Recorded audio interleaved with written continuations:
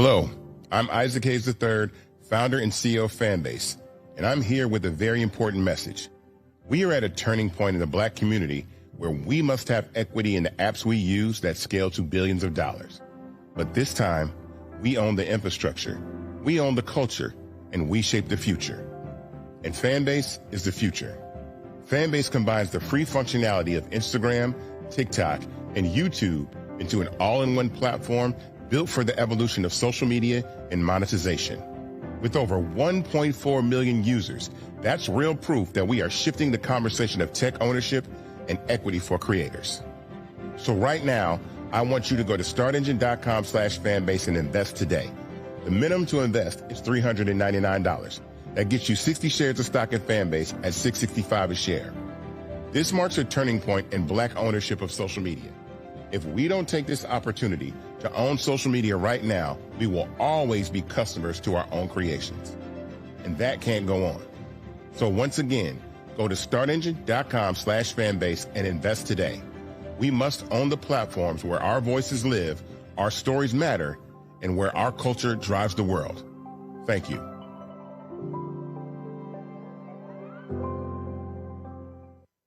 Folks, Black Star Network is here. Oh, no punches! I'm real revolutionary right now. Support this man, Black Media. He makes sure that our stories are told.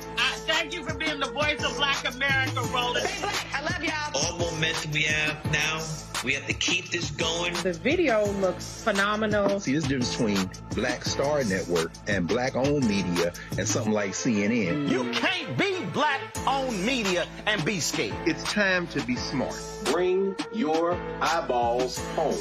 You dig?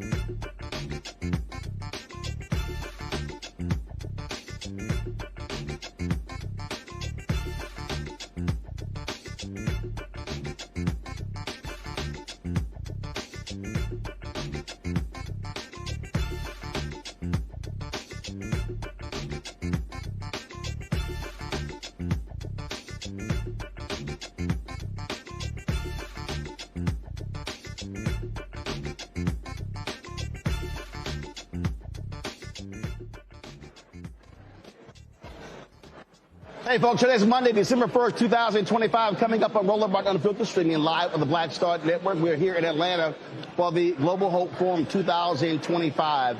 It kicks off tonight in just an hour. It's going to be talking about crypto, Bitcoin, all the digital currencies.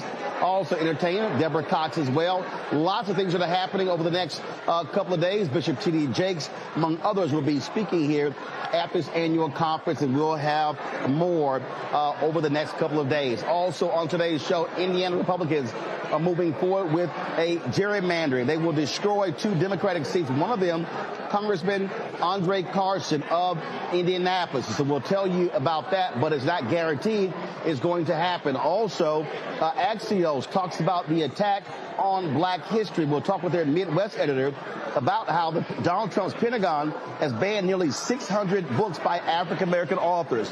Also, on today's show, we'll break down the Fox News back in the culture war gutter. And so, you don't want to miss this absolute foolery. Also, an appeals court makes it perfectly clear that Donald Trump's attorney general in New Jersey, appointed illegally, cannot serve as the U.S. attorney for that area. Plus, Georgia Republicans' youngest Black executive committee member resigns after trying to hook up with a 14-year-old boy. That and more. It's time to bring the funk on Roller Mark Unfiltered on the Black Star Network. Let's go. He's got whatever the biz, he's on it. Whatever it is, he's got the scoop, the fact, the find. And when it breaks, he's right on time and it's rolling. Best believe he's knowing. Putting it down from sports to news to politics. With entertainment just for kicks, he's rolling. It's on go, y'all. It's rolling Martin,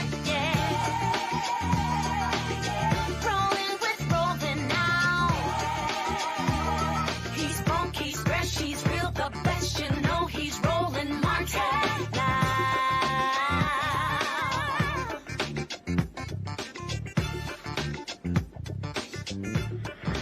Martin.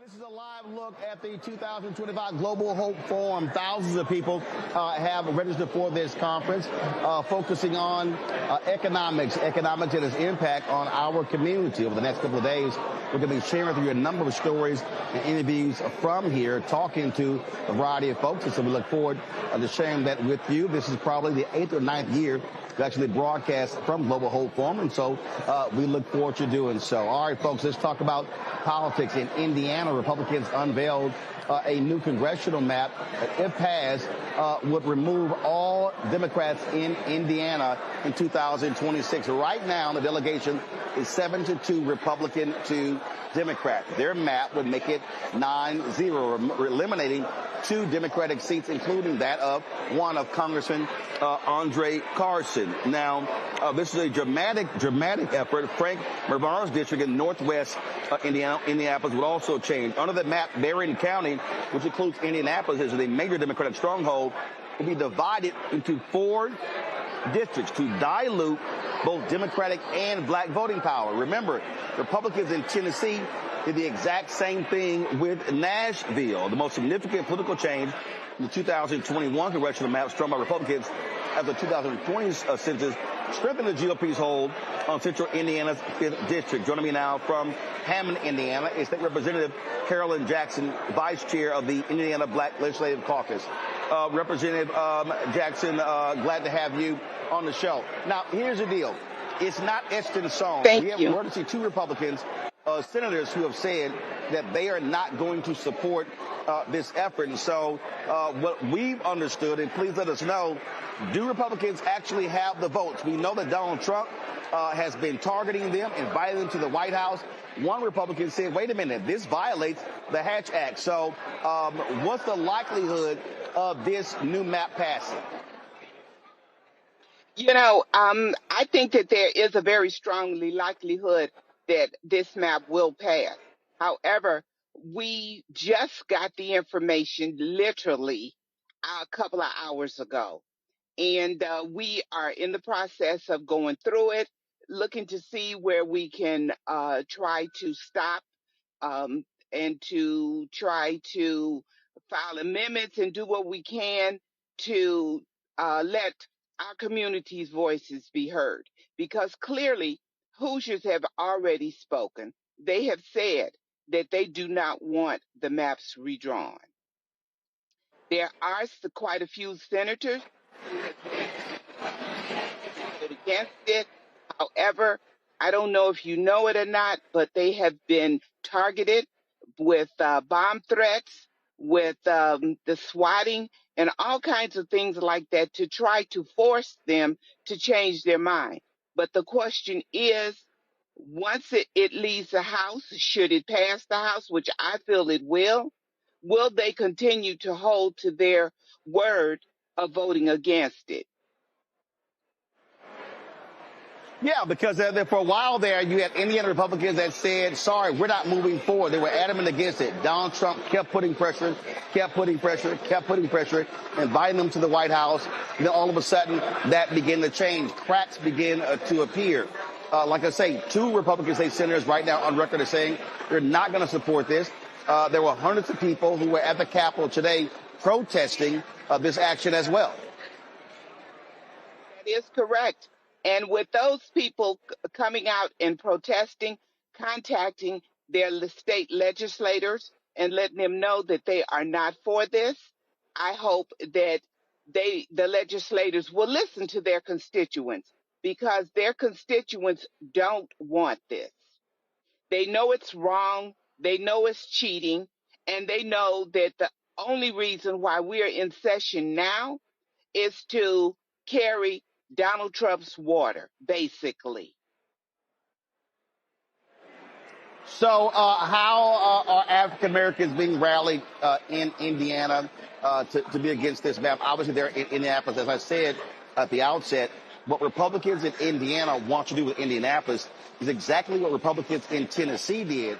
They carved up Nashville into 4 separate districts, splitting that up, guaranteeing that there would not be a Democratic member of Congress from Nashville. That's what they're trying to do in Indianapolis. Yes, voters are angry and very upset. We had voters come down from Northwest Indiana, which is about a 2.5 or 3 hour drive. I don't know if you know it, but it's snowing here. The weather is bad. We've had a lot of unsafe conditions on the highway, but they came down here anyway to speak up, speak out, to let their voices be heard, to say, no, we don't want this. I have not had not one of my constituency contact me and say, Representative Jackson, I certainly want you to support the redistricting. I have not had one. My phones have been blowing up, and all of them say the same thing: no redistricting.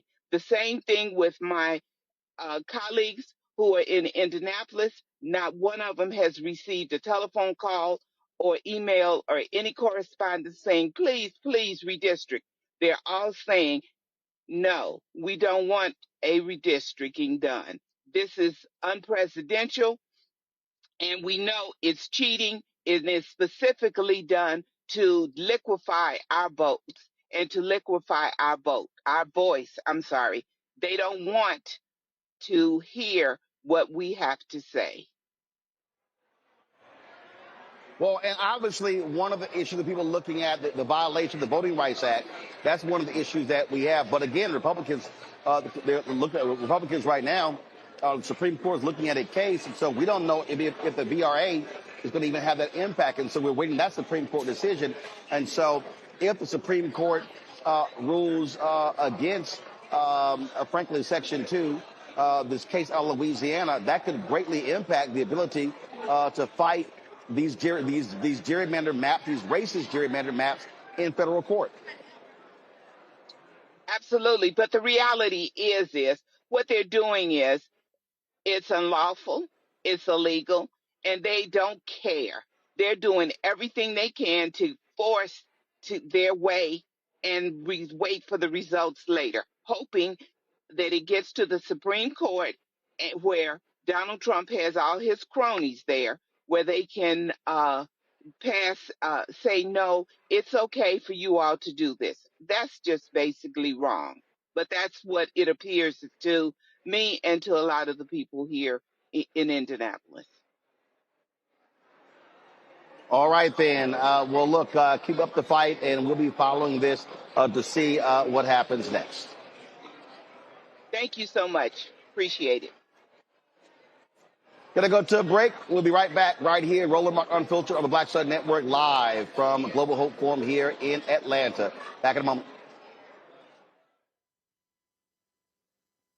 This week on the other side of change. Book bans, anti-intellectualism, and Trump's continued war on wisdom. This is a coordinated backlash to progress. At the end of the day, conservatives realized that they couldn't win a debate on facts. They started using our language against us, right? Remember when we were all woke and the woke movement and all that kind of stuff? Now everything is anti-woke, right? When we were talking about including diversity, equity, inclusion, higher education, now it's anti-DEI. All this are efforts to suppress the truth because truth empowers people. You're watching The Other Side of Change only on the Black Star Network.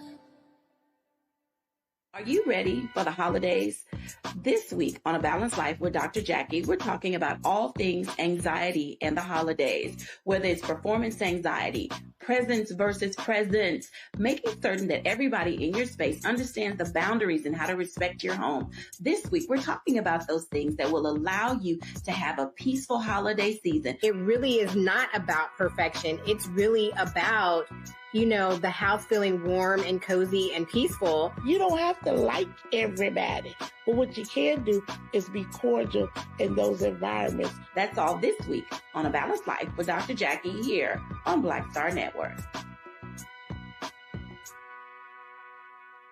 What's good, y'all? This is Doug E. Fresh, and you're watching my brother Roland Martin Unfiltered as we go a little something like this. Hit it. It's real.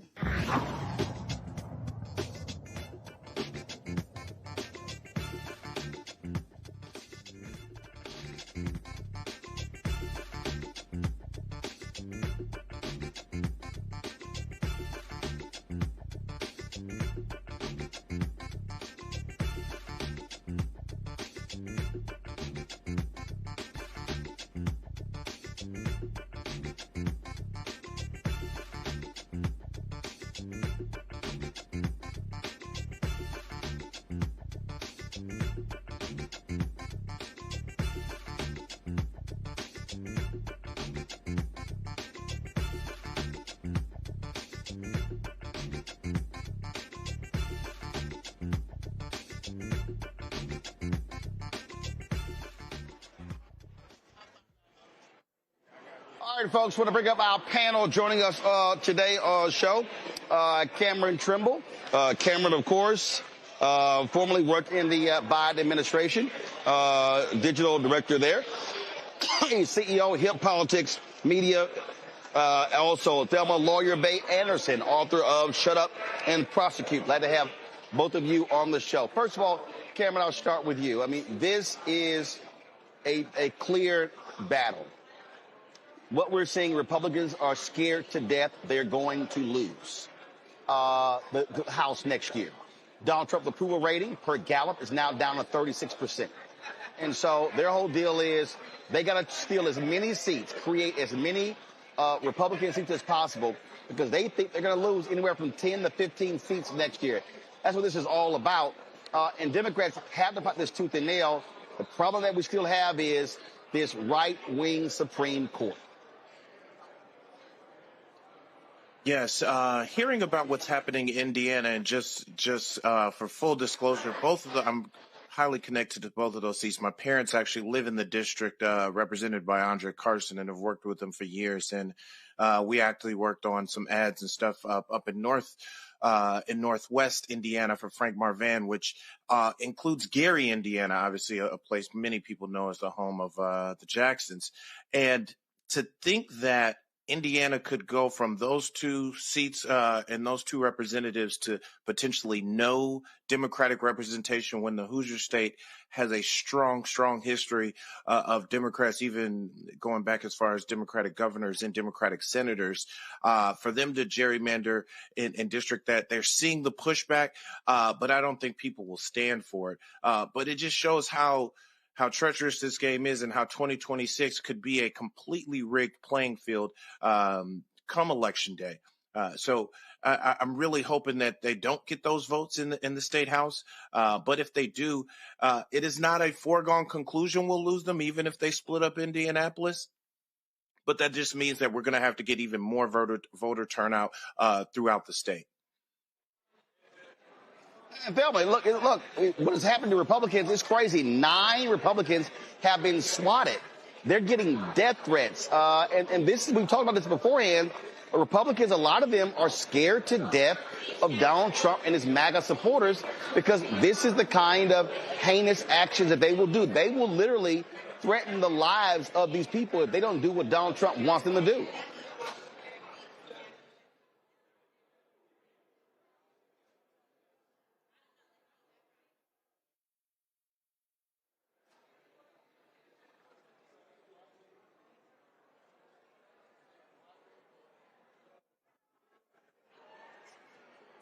Bill, I think you're muted. Unmute your mic.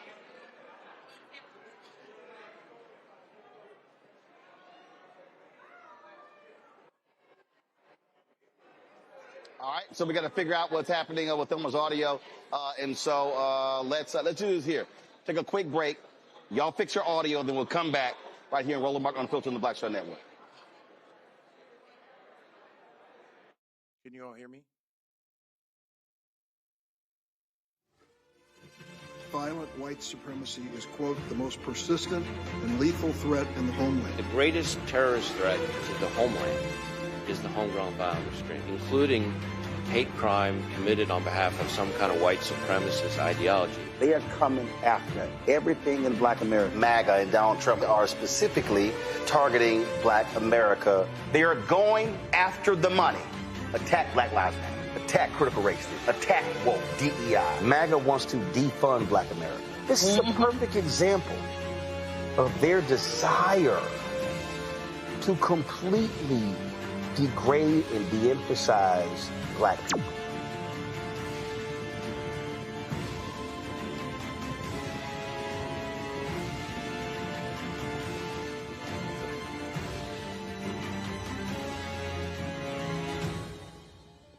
Next on the Black Table with me, Greg Carr. Our legal roundtable is back in session as we look at yet another potential landmark case being considered by the United States Supreme Court. This one is called 303 Creative versus Alennis and may be the most important and far-reaching First Amendment, that is freedom of speech, case of our time. It could, depending on how the court rules, open the door for a return of Jim Crow segregation laws. It's true. If you say we can discriminate against one, you're saying we can discriminate against all. That's on the next Black Table. Don't miss it. Right here on the Black Star Network. Hey, yo, what's up? This is Mr. Dalvin right here. What's up? This is KC. Sitting here representing the JODECI. That's Jodeci. Right here on Roland Martin Unfiltered.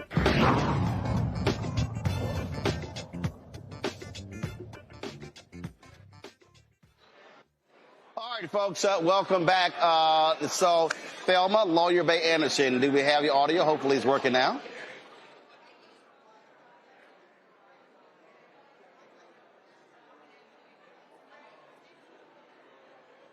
Thelma, can you hear me?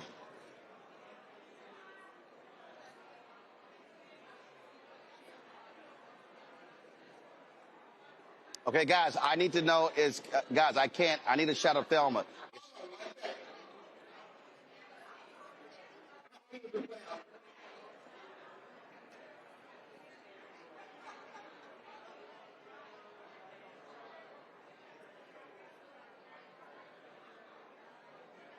I don't understand how we had her in the break, but we don't have her now.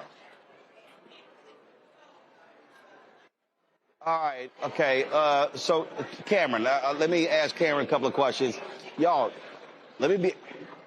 get this fixed now. Cameron, this is the nightmare scenario that too many Democrats were not paying attention to in 2016 when Hillary Clinton was running for president. Too many Democrats and progressives ignored the critically important, how important the Supreme Court was. And they downplayed it. Now, all of a sudden, they're now seeing what happens when you have a right-wing Supreme Court, a 6-3 majority, 5 that are hardcore right-wing, really 6, and the rolling back of rights could have a devastating impact for the next 50 years. This is what people need to understand. Yes, I think we didn't anticipate that some of the norms that were consistently broken by the Republican Party over the year in order to pack the Supreme Court, the fact that they withheld Obama's last appointment, the fact that they rushed through, even after Joe Biden did win the 2020 election, to replace Ruth Bader Ginsburg, and they rushed through another appointment, the fact that they were hyper intentional on getting justices that I believe are in their 40s, knowing these are lifetime appointments. And then I'm even hearing that they may potentially be pressuring some of the older justices now to try to get them rotated out during Donald Trump's tenure.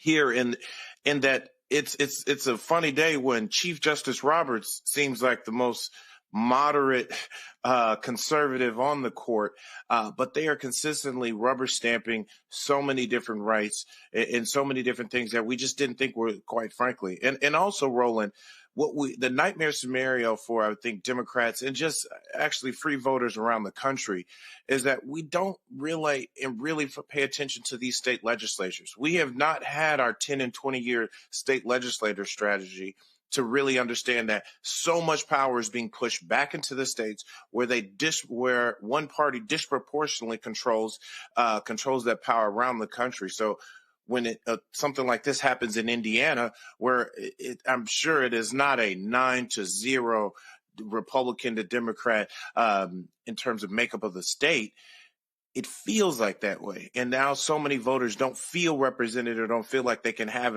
their vote is going to count as much because they won't have the adequate representation they need throughout the state.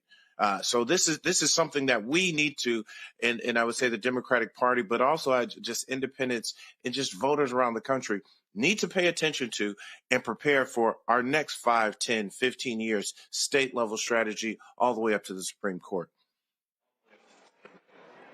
All right, Thelma, do we now have your audio? I believe so. Finally, it's fixed. All right, the question I specifically asked you is that this is an issue Republicans are facing. MAGA, the people are crazy and deranged. Republicans in Indiana, they've been swatted. They've gotten death threats. And these folks who support Donald Trump, this is how they're going to conduct themselves. And hopefully you're going to have some Indiana Republican senators who have the guts to stand up and say, no, we're not going to bow down to these fascists. Honestly, I doubt that is going to happen. I doubt that they're going to have the balls, because if they did, we wouldn't be right where we are right now with these individuals having to deal with what we as individuals who probably are Democrat, we deal with this all the time, especially with this type of leadership and this stronghold that this man have on the delusion that is within the Republican Party. I honestly don't believe that anybody got the balls, the guts, anything to say enough is enough. We got to go back to the principles and what this country actually stands on, and not on the principles of the orange Cheeto man that has so much that we can really get into. But I think they're all afraid. They all look like they are in fear, but nobody wants to do anything about it. But also, Thelma, I think this is where Democrats have to understand they have to play hardball. They have to understand that this is about power. These folks want power. You can't reason with this. So you've got to fight for power, to take power from them the same way they're trying to hold power. Yes.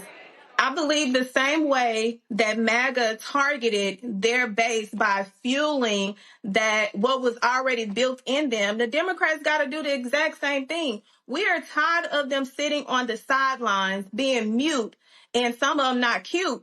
But we are tired of them sitting on the sidelines, letting them run this country into the ground. You got to stick up. You got to stand firm. You got to hold the line. And that's simply what the Democrats are missing. I'm hopeful that they are getting information like Beyonce, because if they continue down this road, we are going to continue to fall behind, and people's rights cannot afford them sitting on the sidelines like they have done these past few years. And that particular point there, Cameron, I've been making it clear to people that what we have to understand, again, this is about the next 50 to 100 years. What you're seeing from MAGA, from these Republicans, it is white fear. My whole book is about that. The whole book is about white fear. And what they have to understand is what we're dealing with here is that they are afraid of the browning of America. And so all of these attacks have a direct result on the power, the political power of black people, the political power of Latinos. And Latinos had better wake the hell up. We don't give a damn about them either. But this is absolutely a massive attack on black America and our future.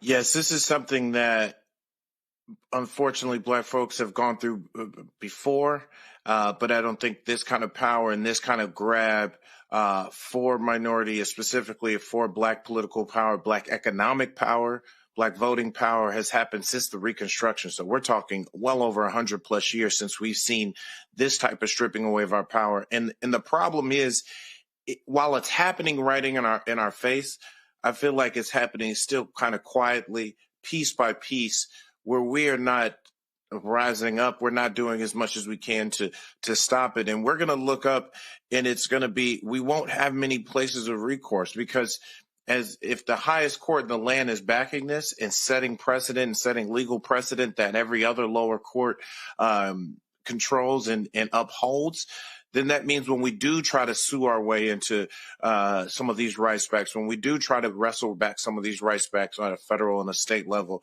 we won't really have the legal recourse to do so. So this is an opportunity now where I think state by state, Democratic power, black leadership, black political power needs to stand up, because we can't look past 2026 and say, oh, we'll hope for the 2028 election. The 2028 election will not be here. We will not have the same votes power or checks, or the proper checks and balances to even be able to hold on to the little bit of power we still do have. But here's the thing here, Thelma, that I think people understand. There was a case that originated out of Arkansas. It's not been affirmed by a conservative appeals court. And in that particular case, they argued that only the Department of Justice can file voting rights lawsuits.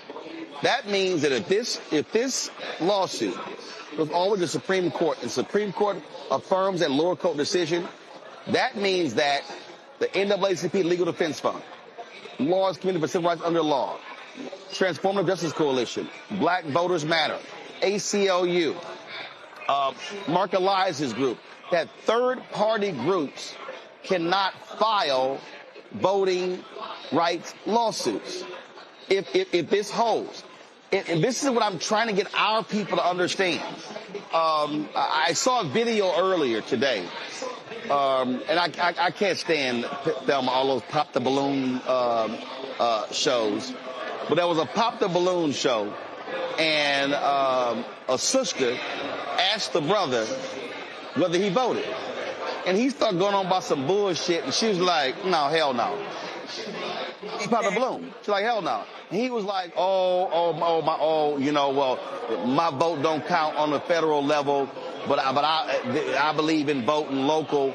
And then he meant to say municipal, but he actually said medicinal, and he said that. And what was crazy to me is that this brother, a middle-aged brother, was a perfect example of what I'm talking about. And if people need to understand how real this is, and I have been saying this, this is a massive assault on black America. They want to defund black America. They're going after every institution in black America. And folk who want to sit out and act like voting don't matter, they're outside of their damn minds. This is for real. This is a massive war we are engaged in. The one issue that I have mostly with our people is we saw this coming and we got too comfortable. When you look back at our ancestors, and even when we go back to the civil rights movement, they was not getting comfortable. They were mobilizing. They were making sure that they utilized their power, resources, connections in order for us to mobilize to make sure we had our rights. And now we get to this point where we're sitting on the fucking sideline and watching what our people worked so damn hard for and also lost their lives in order for us to be in this position. We can't be comfortable. This is not going to be comfortable because we utilize those years to forget the fact that how we got here. And that's one of the main reasons why I started to utilize my platform, knowing that, yes, I have the legal knowledge, but I also got the street knowledge. I also know how to articulate in order to speak to my people so that they can understand the urgency and the importance. I don't know what kind of steps they missed, but we ain't got now another step to fucking miss because we missed those steps years ago. Now we're here fighting from behind instead of fucking ahead. Cameron, you're talking to a younger demo.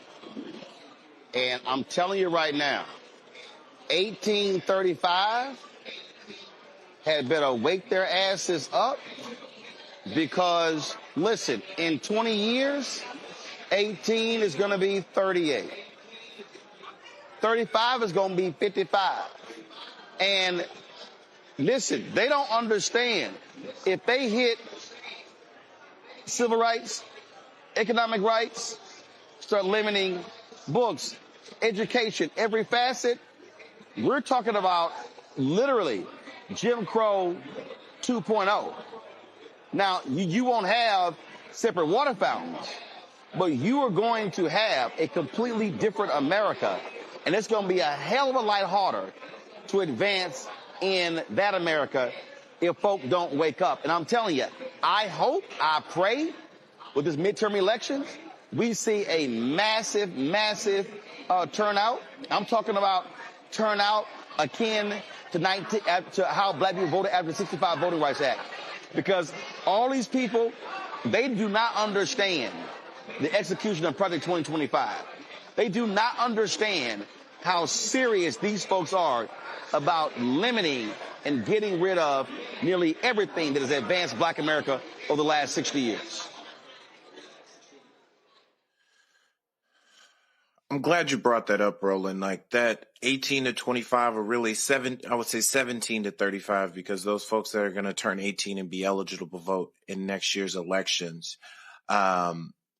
Here's the thing, though. We've got to meet people where they are. As much as we who are in the political bubble, these are who are a little more civically engaged, folks who are in their 30s, 40s, 50s and older, who've seen how these rights have shifted, understand and often understand the power of voting. That is why older demographics usually vote in larger chunks. But I've talked to so many young, especially young black men and young Latino men of color who say, hey, under Donald Trump, under Barack Obama, the hood was still the same.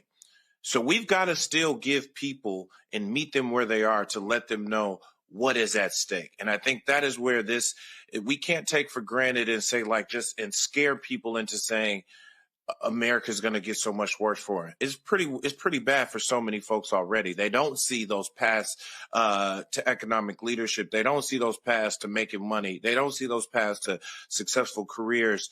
And they see those things dwindling and dwindling. And then you layer that on with social media and how many different things are there to distract our attention. You mentioned the balloon game, all these different things that are popping up and competing for our attention. It's easy for folks to get caught into a malaise of entertainment on their phone and not understand the power of why they need to vote, and not just them vote, and empower their entire crew to go out and vote, empower their homies and their homegirls to go out and vote. we've got to really educate people on what's at stake. And as bad as things may be now, or people may perceive them to be, how much worse they can be. Because you often hear like, this is going to be the most important election of our lifetime. You can only say that to people, but so often.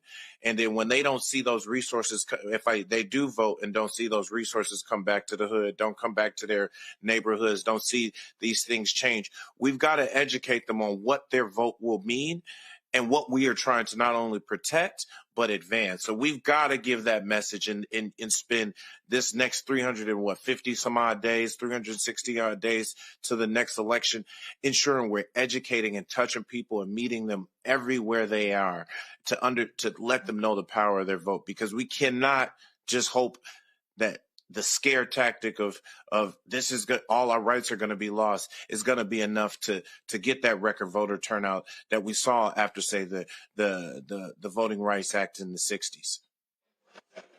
Well, I'll say this to folks. It's not a question of scaring them, but they are seeing the reality right now of what happens when you don't vote. And remember, Trump is going to be there 3 more years. So if you thought this last year has been crazy, the next 3 are going to be even crazier. Going to go to a break. When we come back, we're going to talk about how MAGA is doing all their best to shut down black book authors in the Pentagon and all across the country. You're watching Roland Martin Unfiltered on the Black Star Network live here at the Hope Global Forum in Atlanta. Support the work that we do, folks. Ain't nobody else doing what we do every single day, 5 days a week. Speaking of Black America, if you want to contribute to us via Cash App, use the Stripe QR code. You see it right here in the bottom left-hand corner. PayPal is R Martin Unfiltered. Venmo's RM Unfiltered. Zelle, Roland at RolandSMartin.com. Roland at RolandMartinUnfiltered.com. Checks and money order. Make it payable to Roland Martin Unfiltered. P.O. Box 57196, Washington, D.C. 20037-0196. Back in a moment.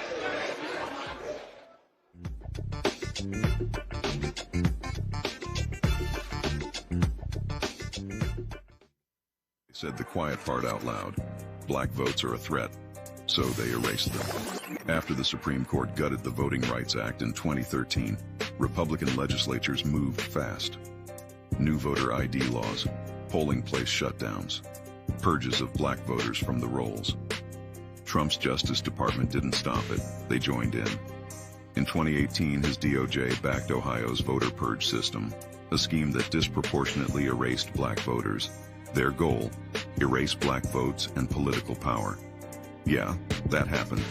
These are the kinds of stories that we cover every day on Roland Martin Unfiltered.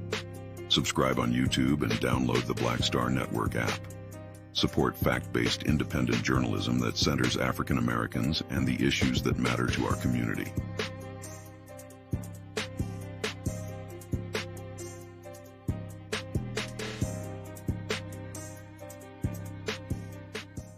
This week on the other side of change. Book bans, anti-intellectualism, and Trump's continued war on wisdom. This is a coordinated backlash to progress. At the end of the day, conservatives realized that they couldn't win a debate on facts. They started using our language against us, right? Remember when we were all woke and the woke movement and all that kind of stuff? Now everything is anti-woke, right? When we were talking about including diversity, equity, inclusion, and higher education, now it's anti-DEI. All this are efforts to suppress the truth because truth empowers people. You're watching The Other Side of Change only on the Black Star Network. What's up, y'all? This is Wendell Haskins, a.k.a. Win Hogan at the original T-Golf Classic. And you know I watch Roland Martin Unfiltered.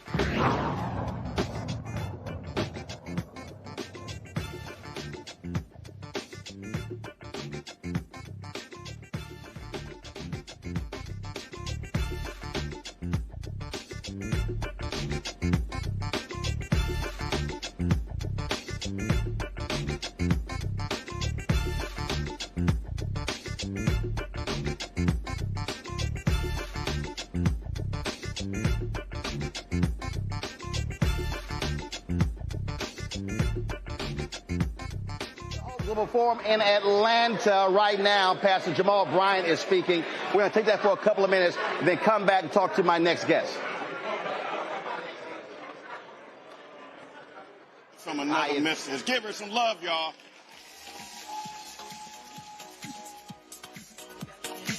Go ahead. Good evening, everyone. everyone. Don't you look fabulous? Great to see you out here. Hello. Wow. This has grown to a marvelous event. We have an amazing evening planned for you tonight. So I hope you are ready. And don't leave early because we have Grammy-nominated performer, the one and only Ms. Deborah Cox, here to perform for us later this evening. And we've got some other stars here waiting for you tonight as well. So let's get you started. Hard to agree on a lot of things these days. One thing we share is the need for a safe, affordable place to live, maybe even a wonderful place to own someday. Owning a home is still the number one way many Americans build wealth for. All right, folks, we're going to go back into the room. We're going to be going back in and out, but let's talk about our next story. It's been a slow but gradual process for the MAGA movement to eliminate not just laws, but they also want to attack the education. Now, remember, if you get rid of the information, then you could truly impact people. Axios published an article titled "America Stares Down the Erasure of Black History and Progress," which examines the unprecedented rollback of civil rights advancements. Managing editor Delano Massey joins us from Atlanta. Delano, glad to have you here. And just take folks through how widespread this is. I've been saying for months that MAGA wants to defund Black America, that they're attacking every aspect of Black America. Walk folks through what you laid out in your story. Yeah, Roland, thank you for having me on to have the opportunity to talk about this. This is something that I think a lot of people have been watching since the beginning of this year, probably in the last 8 months. But Onyx Impact actually was able to quantify it, and they took the things that we might have been talking about anecdotally, and they put this all in one place. So we were able to see that there are certainly cuts that have been happening to HBCUs and minority institutions to the tune of $3.4 billion, and it breaks down in different things, including research and data sets. So what they looked at was some of the cuts that were made to sickle cell, and as you know, that disproportionately affects Black people.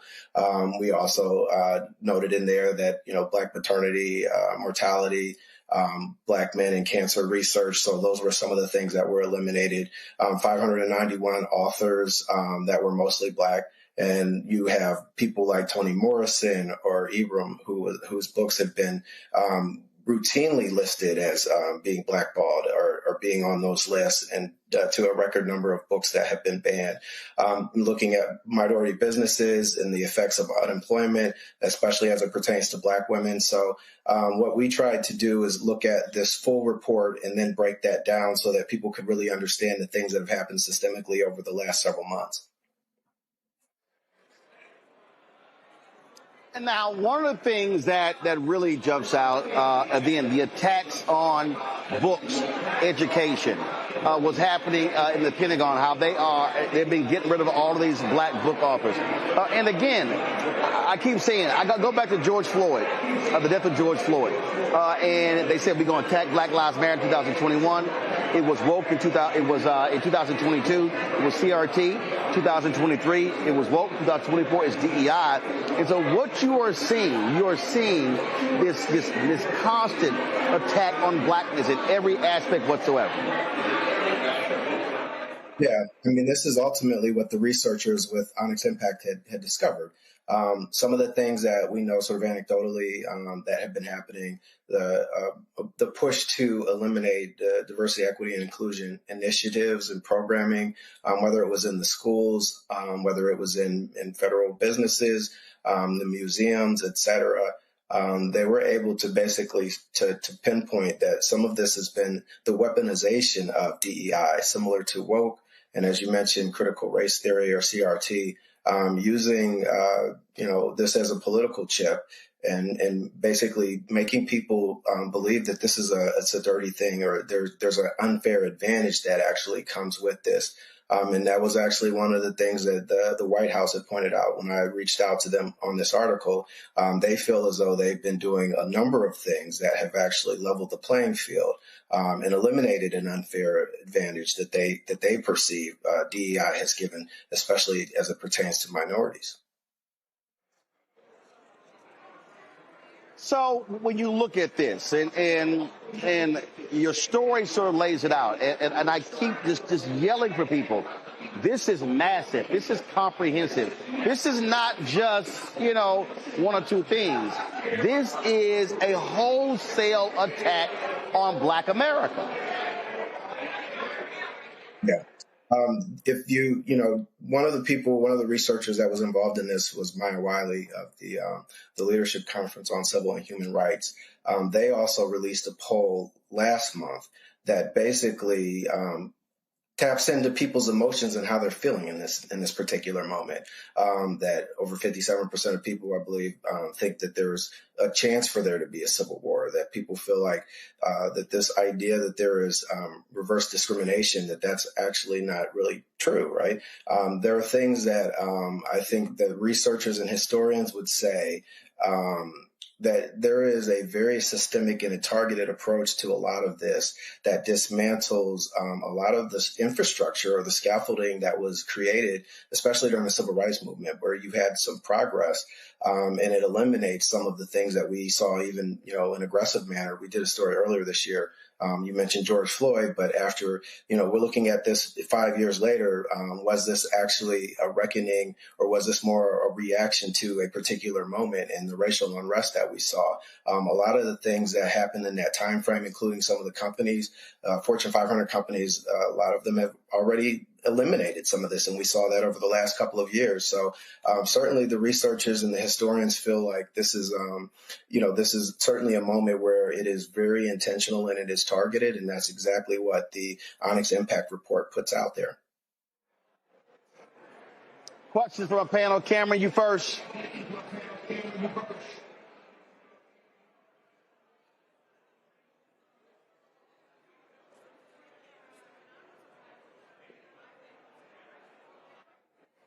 Cameron, turn your mic on. Cameron, turn your mic on. Good. I don't know why I gotta keep Roland. reminding all y'all. Damn. Later, man. It's good seeing you, man, and good to read your story. Like I said, your story was eye-opening and caused me to kind of even continue to dive a little bit deeper into some of this. But the most important thing I think that you touched upon was the erasure and the removal of so much data. And I think what people don't realize is that when they hear reports about how Black progress may be stopped, when you start talking about the sickle cell and all the different health reporting, so much data is being taken off these websites. And I think you mentioned in the report, not all of it has been replaced. Did any of your reporting come out like, is there any recourse for organization and watchdog groups and so many others to be able to get back the data on the reporting of, I would say, the overall state of Black folks, of Black economics, Black health, all those different things? Like, what do we do to be able to capture that data and make sure we're able to, it's put back out there for the public? Yeah, I think that's part of the challenge, right? This is the concern that certainly the researchers have, because if that data is not there, then it's almost like it didn't exist, and it also it makes it a whole lot more challenging to be able to find remedies to certain issues, right? Like sickle cell or maternal health. This is like one of the greatest concerns, especially with the reporting and the people that I talk to, just not really knowing what this full impact is going to be of all of these different cuts. And there are some things that the media attention certainly helps to reverse course. And we saw that with some of the history that was mentioned on there. We saw Arlington Cemetery being one of the places where they removed some of the history, whether it was Jackie Robinson and others. Like, we wanted to, the media has put more of a focus on that. And sometimes I think that's maybe the greatest recourse. Somebody who hears about it can actually take action and figure out a way that they can solve it. But, it's certainly not going to come from the federal government at the moment that they've decided that they've eliminated that funding. Thelma.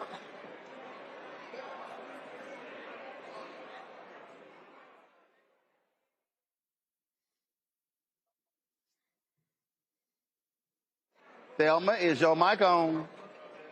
Man, y'all gonna keep these microphones on. I keep telling We millennials. We only. Hey! I don't want. Listen. You know what? I'm gonna tell you right now. What's that mean? Hey, now I'm gonna tell you right now. Henry, remember this? We were in Atlanta, and that was a judge here, and she had a staffer who was millennial, and she was like, "Judge, why you always best dog of millennial? Because y'all do millennial shit." Yeah. So millennials and Gen Z, listen, damn it, I'm Gen X, and turn the damn microphone on. Now go ahead and ask your question, Delano. Hi, Delano. One of the questions that I have, because as of recent, I have been diving more into the history of our people as far as in the legal aspect of it all. I know there's a location, one specific, the Equal Justice Initiative Museum, that when I went, it blew my mind. And I've been back more than one time. And I was just mind blown because a lot of the history that was in there, I didn't see that in the school system. I didn't see that taught to us when, of course, we have our traditional Black History Month. And I was embarrassed. I was like, I don't know my history the way that I thought that I did.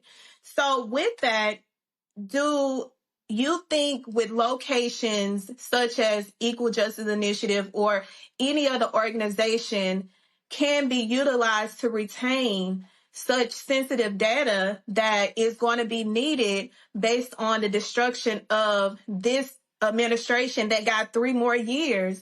And I know in 3 more years, it can wipe out everything. You know, there's I think a very wise person once said to me that innovation sometimes comes from necessity. And what we know in this particular moment, and some of the people that I've talked to, certainly some of the civil rights organization leaders and others, you mentioned that museum in Atlanta. I certainly think that the Museum on Civil and Human Rights is great. It just reopened recently and they renovated it. I think there are a lot of entities and also people who understand the importance of doing the work and making sure that we capture it, and making sure that we capture our history, and that we're able to sort of retell our history. Because one thing that's clear throughout the course of history is that ultimately it winds up being left to each generation to figure out how they're going to retell some of these stories. Because even in the case of news and the media, it is harder in a lot of ways to get those stories told, which was one of the things that was supposed to have been an outcome of the 2020 reckoning, if you will. And so being able to actually be the ones to tell the story and to pass that down, I mean, ultimately, that's why you have griots and people who pass that information down generationally. But there are museums that are here. We have people who are trying to conduct this work and trying to capture a lot of this information right now because they know the importance, and they're also very much worried about the very real possibility that information might not be available. All right, then. Well, listen, our whole point here is to inform folk, let them know what's going on so they can be aware. And I'm telling you, I need our people to realize they cannot be asleep at any of this. And so, Delano, great reporting there. Folks, go to Axios.com to check out Delano's report. Also, we'll link to Keenan. You know you're watching. We'll be sure to put a link to Delano's story on BlackStarNetwork.com. And so, folks, if you go to BlackStarNetwork.com, you'll be able to see Delano's story, click through it to actually read his story. Delano, I appreciate it. Thanks a lot. Thank you. Appreciate you. Folks, I keep telling y'all the right wing wants America to be white. That is their focus. My book is White Fear. When we come back, I'm going to show you what a commentator on Fox News said. Well, basically what she's saying is, if y'all ain't white, y'all ain't right, and we don't want you in our country. Yeah, I'm going to show that for y'all when we come back. Also, Alina Habba, you know, Trump's dumbass attorney. Well, guess what? The appeals court rules she should never have been appointed a U.S. attorney. I'll tell you about that. Lots more to break down as we are live here at the Hope Global Forum 2025 in Atlanta. This is outside here in the hallway. Give me a shot of what's happening inside the room where the program has started. We have a concurrent live stream happening on the Black Star Network right now. And so you can also see the broadcast as well. And so we'll have some of that when we come back right here. Roland Martin Unfiltered on the Black Star Network. Back in a moment.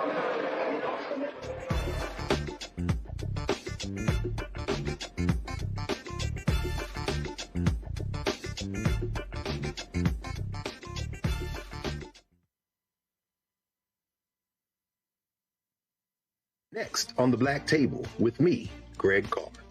Our legal roundtable is back in session as we look at yet another potential landmark case being considered by the United States Supreme Court.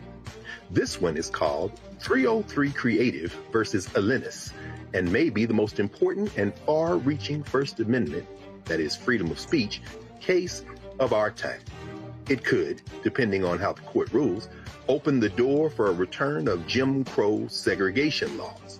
It's true. If you say we can discriminate against one, you're saying we can discriminate against all. That's on the next Black Table. Don't miss it. Right here on the Black Star Network. This week on the other side of change. Book bans, anti-intellectualism, and Trump's continued war on wisdom. This is a coordinated backlash to progress. At the end of the day, conservatives realized that they couldn't win a debate on facts. They started using our language against us, right? Remember when we were all woke and the woke movement and all that kind of stuff? Now everything is anti-woke, right? When we were talking about including diversity, equity, inclusion, and higher education, now it's anti-DEI. All this are efforts to suppress the truth because truth empowers people. You're watching The Other Side of Change only on the Black Star Network. Hello, hello, hello. I'm Jerry Johnson from Harlem on Prime, and you're watching the Black Star Network.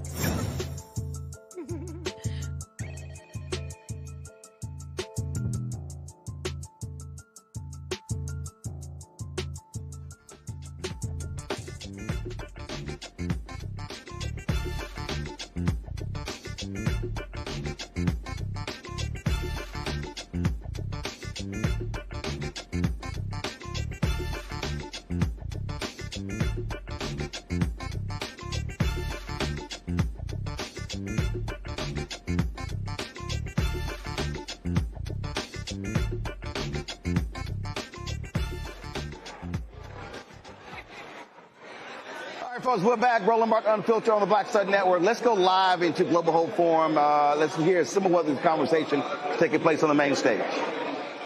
Whether you have a big staff or a big budget, or you're just starting out. Yeah, I don't think many people knew that you could do that, because I think a lot of us look at like a Matterport or something, and we think that you need to hire somebody also to help. I tease this, like I know we are all maybe a little bit tired of talking about AI, generic AI. So I really want you to be specific with me in this next section, which is where you see it actually measurably improving the experience for home buying, for finding somebody, for finding homes. Yeah, I think you'll see it show up in the cracks of all the things you're already doing, is kind of the way I think about it. Of course, AI is something we go to ChatGPT or we go to Google Gemini and we ask it questions in new ways. We're all going to do that. Hopefully it will answer more questions than we can answer today. But it already exists in generating the listings I talked about. It exists in the agent software that all of our agents are using. We have more than 100,000 agents that use our agent software. It's a software system called Follow Boss. No one who's not a real estate agent would ever know that software system. But 100,000 agents every month are using it to respond to clients.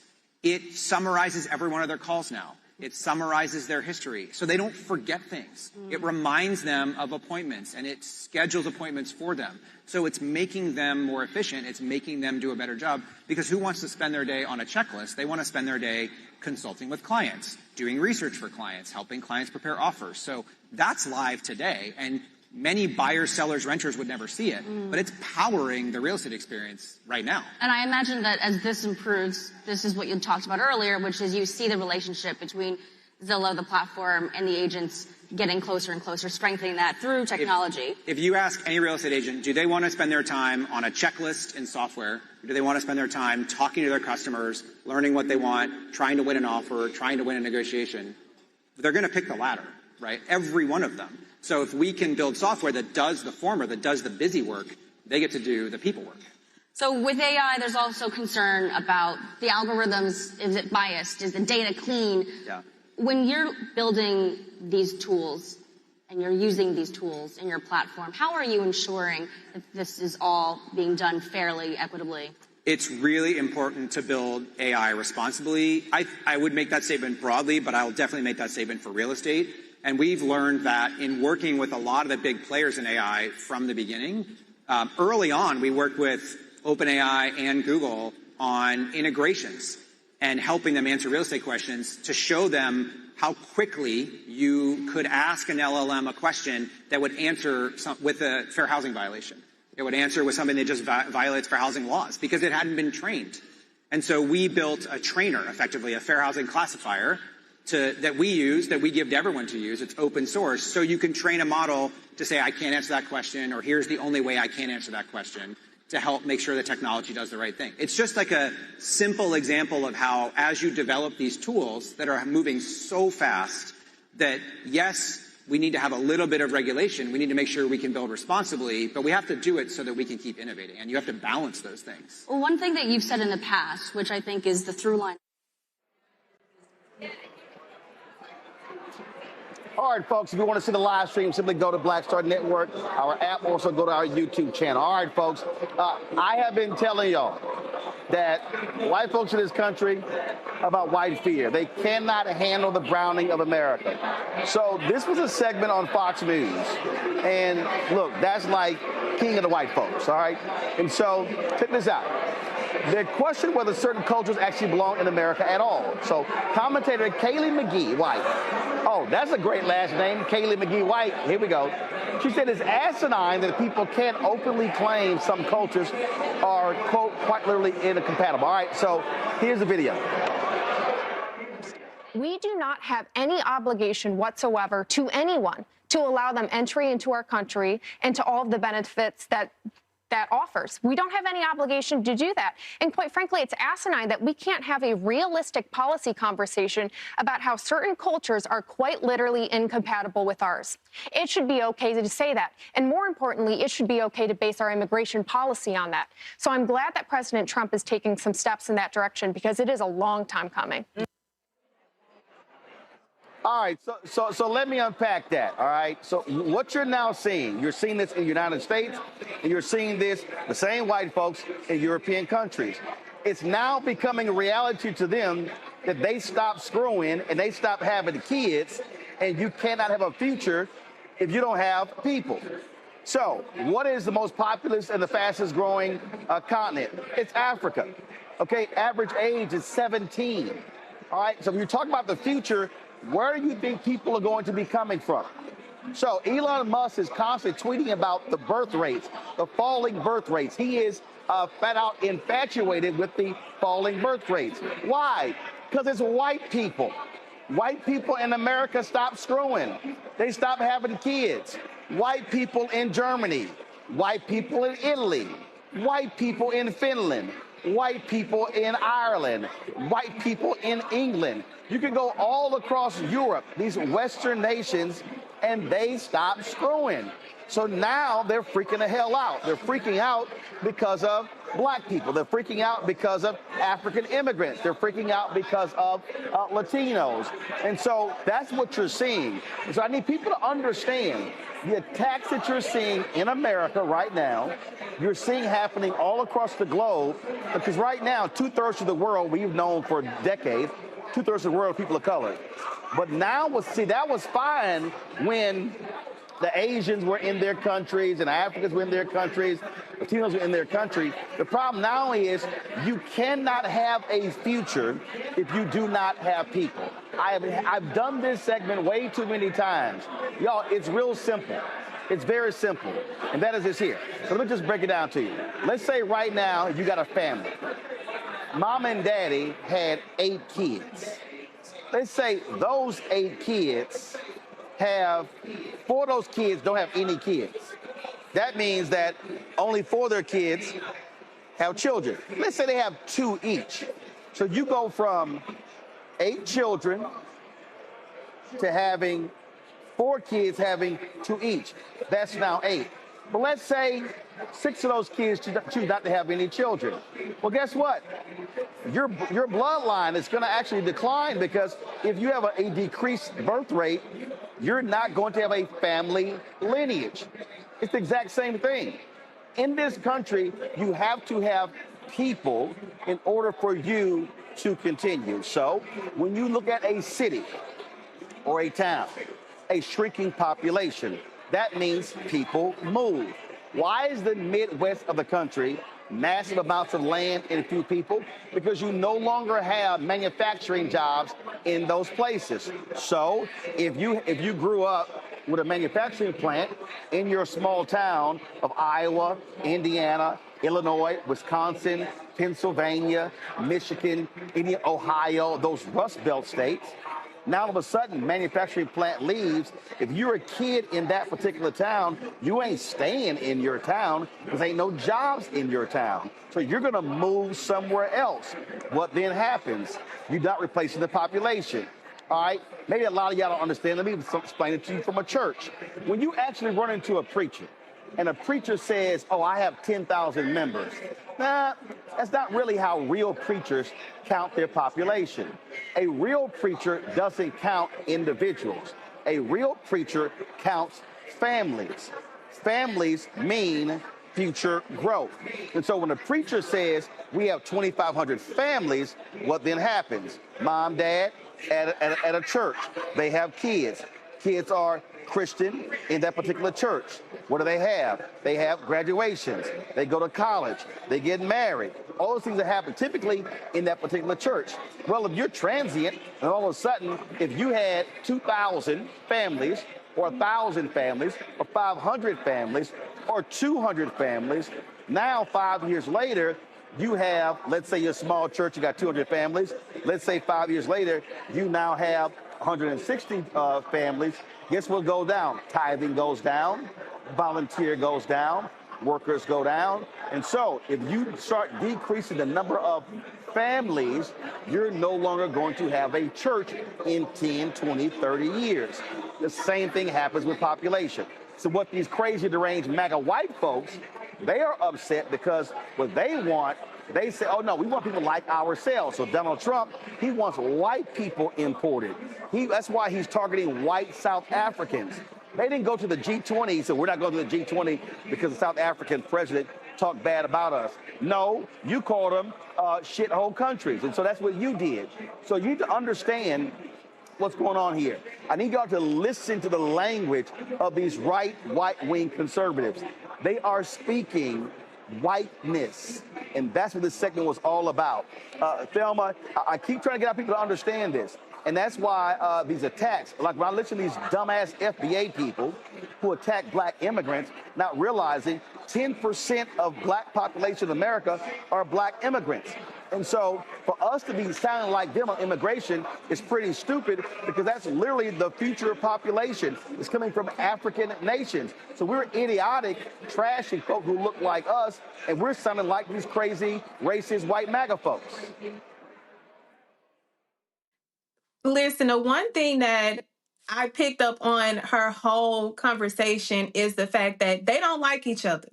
That's the reason why they haven't continued with their lineage to grow, and now they're behind and they're looking like, oh, we got to deport all of the immigrants because if we don't, then we're going to be outnumbered. Y'all were outnumbered when y'all came over here and stole this land. Y'all were outnumbered when y'all stole us. Y'all have been stealing since the inception of you all coming over here to steal land, and y'all are concerned about the individuals that y'all stole labor, stole body parts, stole human life from, taking over. We don't care, because if we started telling y'all that y'all need to be deported because y'all not really supposed to be here anyway, and y'all have no legitimacy here anyway. So if we really compare who's supposed to be in here, who don't, and who actually built this country on their backs, then they will be shipped out, not even with first class. They need to be shipped out the way that they came, in the thieves that they are. I mean, Cameron, the reason that's hilarious, there was a clip I saw of Alina Habba, and she was going off on television. Man, I should have pulled that clip. She was going off. Oh, here it is. She's been railing about safe harbor and bragging that, quote, America is America because we protect our own. This heifer's parents fled to America from Iran. I mean, it's amazing. You take Stephen Miller. Stephen Miller's own family says, well, if there was no immigration, he could not have been born here, and he would have been born somewhere else. It's amazing to listen to these people. When I was debating Patrick Bet-David, that crazy conservative, he's from Iran. He's talking about same thing. And I'm like, take your ass back to your country. It's amazing how these folk, like even some of the Latino voters, voted for a Trump immigration crackdown. I'm like, wait a minute. So you crossed illegally, but now you good, but now you want to send other folks back. So it's amazing listening to it. But really, when you hear these white folks say it, their whole deal is they want America to remain pure, to remain white. They want blonde hair, blue eyes. That's what they want. And everything about their agenda is about whiteness. And that is the agenda of MAGA, of Trump, and today's Republican Party. And that's why they have no problem with Nick Fuentes. That's why they have no problem with racists, because they know those are their voters. The great American experiment, the democratic experiment, this country and how we were set up and how we've evolved has never really been seen in modern civilization before. And I think it is built with its ugly past of, like I said, erasure of the Native Americans as well as slavery has still continue to evolve, and our strength is it has been in our diversity of this country from its inception to now. When we sit here and on other segments of other shows, you talk about how our education system is becoming unaffordable, or we're dumbing our kids down and not as many people are getting educated. Where do you think the minds of the future are going to come on to power our next great American innovations, power our next great American companies? We're needing those H-1B visas to source talent from all over the world. Where do you think the diversity in our food, our culture, our language, so much of the texture, our entertainment, and so many of the great ideas, people flee to America because they think this is a place they can come and they can have that right mix of people, the right mix of laws, the right mix of protections to be able to build the next great American company that further strengthens our power as a country and for us. So I think this is when I hear such asinine kind of comments like that about shutting our borders, where they're very overtly saying things like, we don't want black and brown folks, we don't want people from these other countries, even though that's where some of the smartest folks may come from. That's where some of the hardest working people that come from, and those that have built the texture of every city, every rural, every state in the union. It's both scary, but it's something that every true American, whether you are born here, whether you are naturalized, whether you are here on a visa, and this is just the country that is you have now made home, our diversity is our strength. And I know they see that power dwindling, and they see this is no longer this is no longer as white of an America as it used to be. But I do believe that there are so many folks that see the power in our diversity and really believe those lines that are on the Statue of Liberty that say, give me your tired, your poor, your huddled masses yearning to breathe free. We've got to continue to immigrate some of the best and folks from all over the world to this great country of America. But the whole key here, Thelma, is I want our people to understand that this is policy. This is their agenda. And so we cannot be participants in the white supremacist ideology that these folks are advancing and advocating. And it's some black folks who are sounding just like these crazy-ass white folks. Listen, it always is that one or that few that is going to go against the grain and do what they see, quote unquote, their masters do and participate in the foolery of it all. And I'll be looking like, Did your ancestors come to you last night to remind you how the hell you got here and what the hell they went through in order for you to even be here, to have a voice, to be able to talk so reckless that you are and be irresponsible? It bothers me to see our own people think that we are still not a part of the damn struggle. The reason why they are going on this rampage is because their fears are being seen and being put out in front of their faces to actually see digitally that, oh shit, like our worst fears of the brown people utilizing their skills, the ones that we used to utilize for free and we used to try to keep them from being able to flourish, is coming, and it's coming in the masses. And to see our own people sit up here and participate, and I'm like, are you did you take your medicine? Because you cannot be on the same damn planet, and the planet that the reason why we are in this position to have the power that we do have is because we come from a lineage that had to fight so fucking hard. And to see you trying to participate, or no, not trying, but participate in the bullshit of it all, we gonna ship you out. If you want to go with them, you can go with them. But as far as the ones that we got to fight for to maintain the fact that we are here for a reason and we are not going anywhere, no, we can't have any cracks. And these cracks in the ceiling is causing the roaches to come in. And I ain't talking about us.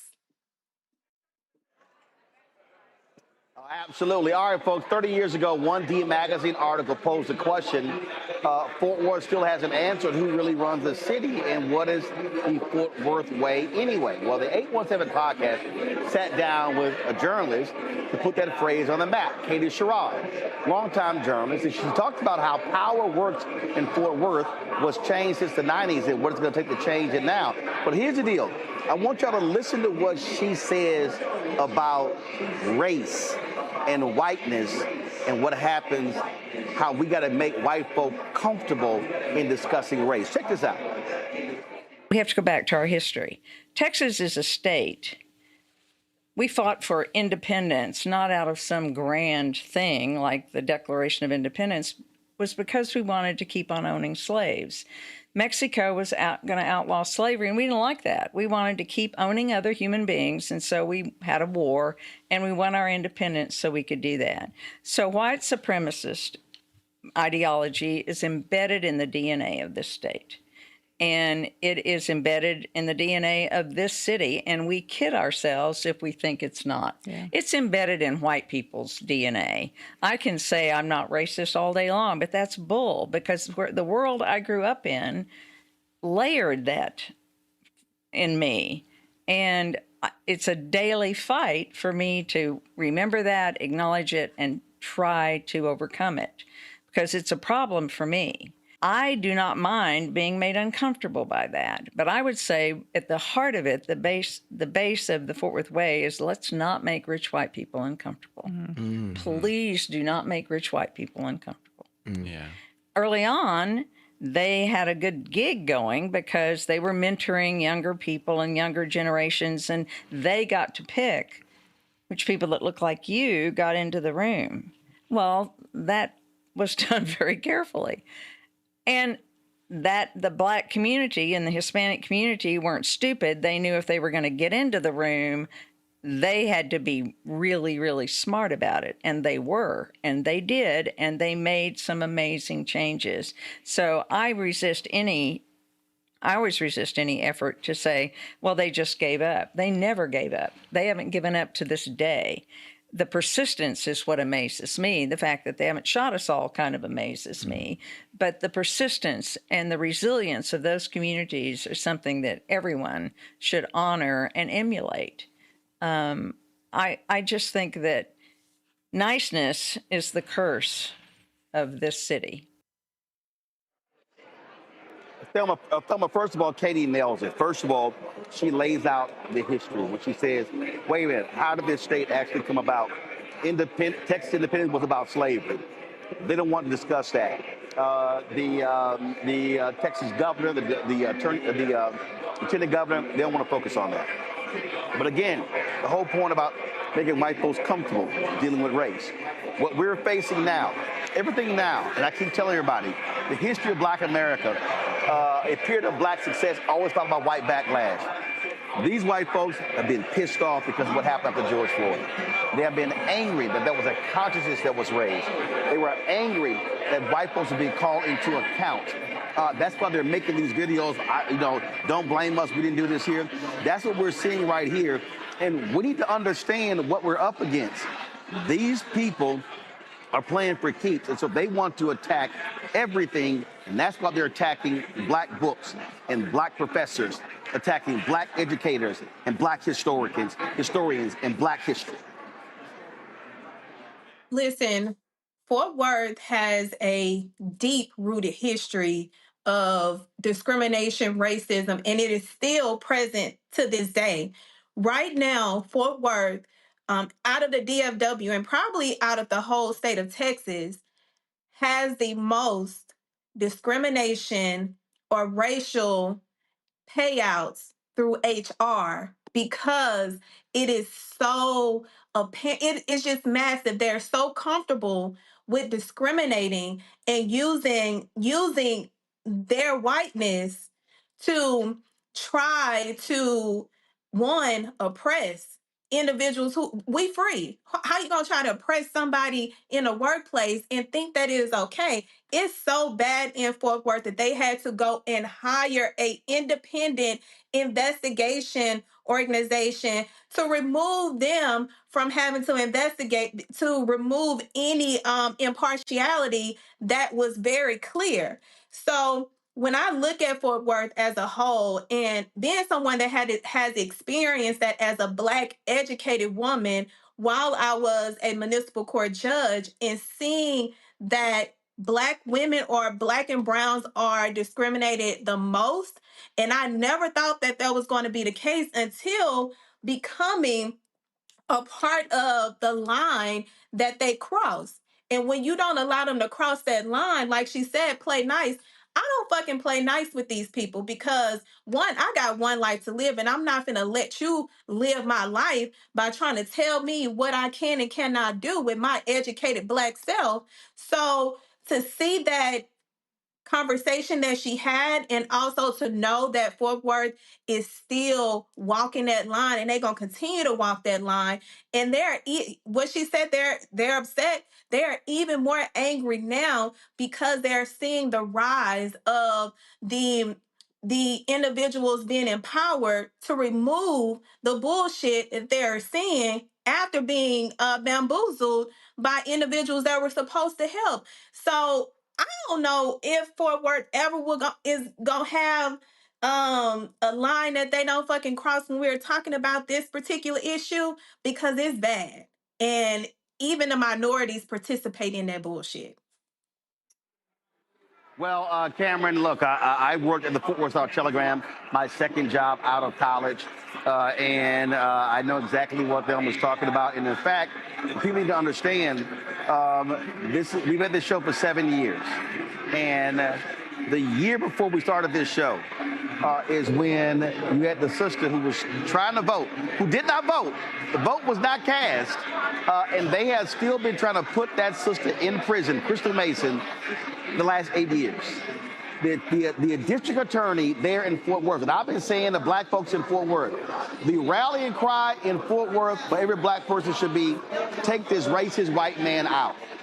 In fact, the white Tarrant County judge, they gerrymandered the seat. They got rid of Elisa Simmons because they felt that she was too mouthy a Black woman. And so it was 3 Republicans, 2 Democrats. They changed the map. Now it's going to be 4-1. Again, attacking that sister. And so what we have to understand is, and again, I think for all these people, the illusion of inclusion. is real. And I think what has happened is, and again, I call myself a post-civil rights movement baby, because I look at the assassination of Dr. King really as the end of the Black freedom movement, the civil rights movement. And of course, remember, the modern movement began today, really began Friday, but 7 years ago. It was today when Rosa Parks was arrested on a bus in Montgomery. What we have to understand is what we are seeing. These folks, they don't want us in the room.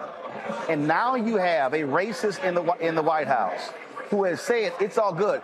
He has actual individuals who say they have a Nazi streak, individuals who have spoken at racist conferences, and they are still in his administration. There is an acceptance of racists by Trump, by the folks who are there, and they're saying it's all good. You can say what you want, do what you want, because we have your back. In fact, I just got this tweet here, Cameron.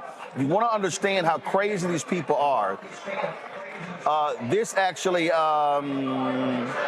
I got this text moment ago. This is Ken Delaney, and is a justice correspondent for MS Now. He said, in a surprising departure from decades of settled law, the Trump Justice Department is making the argument that the anti-discrimination provision of the 1964 Civil Rights Act doesn't apply to federal workers, according to a new lawsuit filed against it today. 1 out of 5 federal workers are black, Cameron. Again, whiteness on display. And the worst part is they're not even hiding it. I think the more and more I hear from folks who are saying, trying to come up with other reasons and other ways to say what is happening is, oh, it's economic. Oh, it's protecting American values. Oh, it's this and it's that. And it is not just calling it for what it is. It is racism in multiple forms.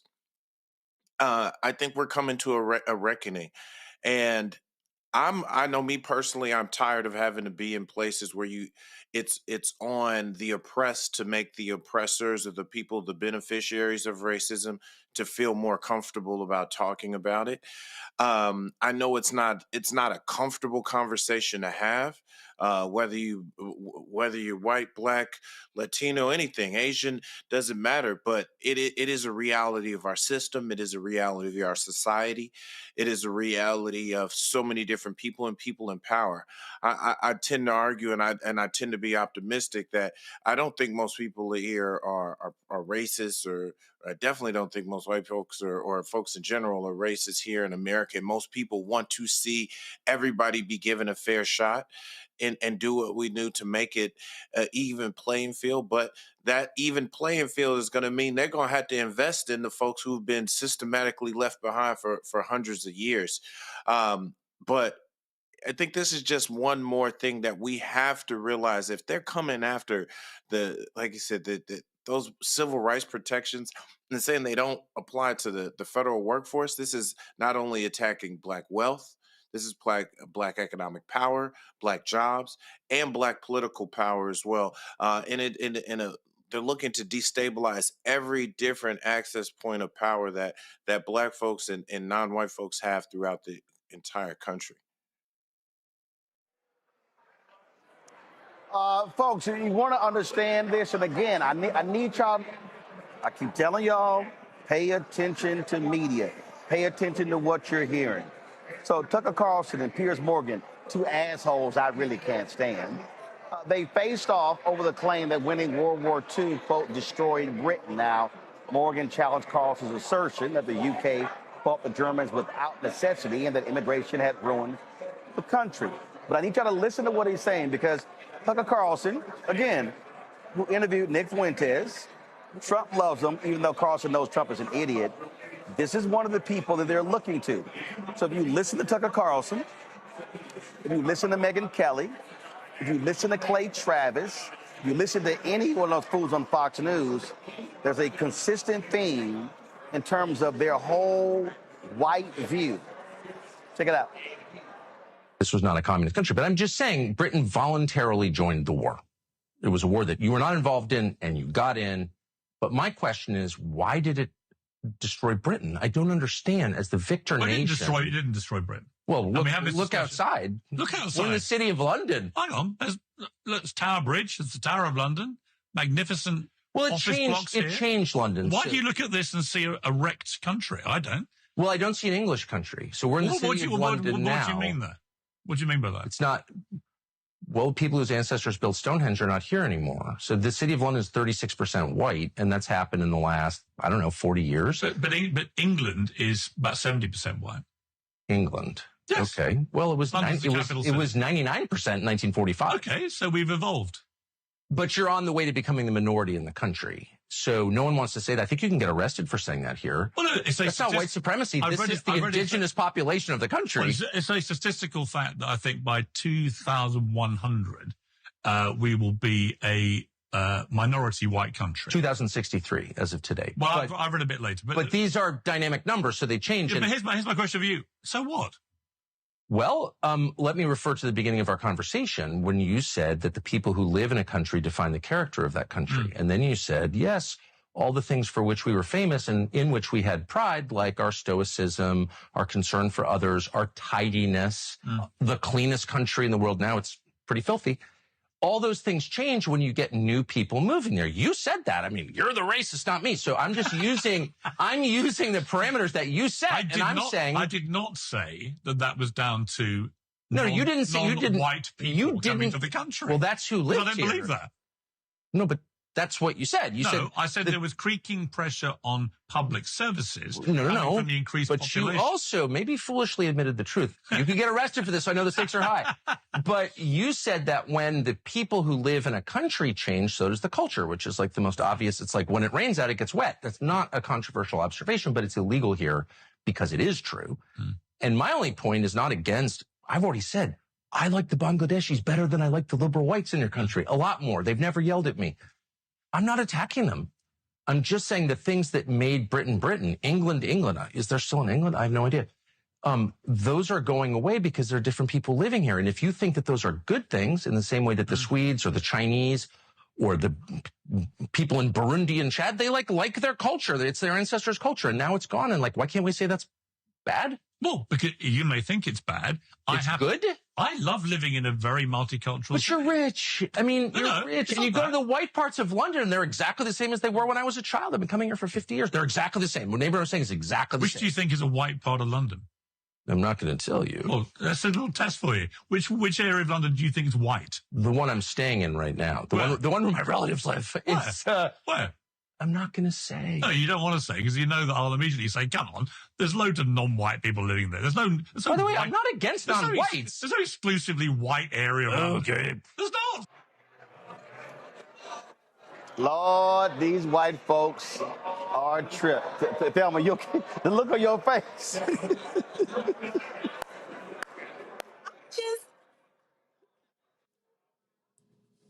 Really? Forget global warming, forget climate change. The people coming in and migrating into a country that is non-white is running down the damn country. Are you fucking kidding me? If we're being really for real here, and if they really want the truth, some of the dirtiest people to me are them. They don't bath. They don't wash their damn hair. They don't wash their damn hands when they go in the damn bathroom, which is very disgusting. They don't know how to fucking clean. That's why they hire people to come clean for them because they go out and they fuck everything up. They are known as the fuck ups. If it was not for immigrants, they would perish.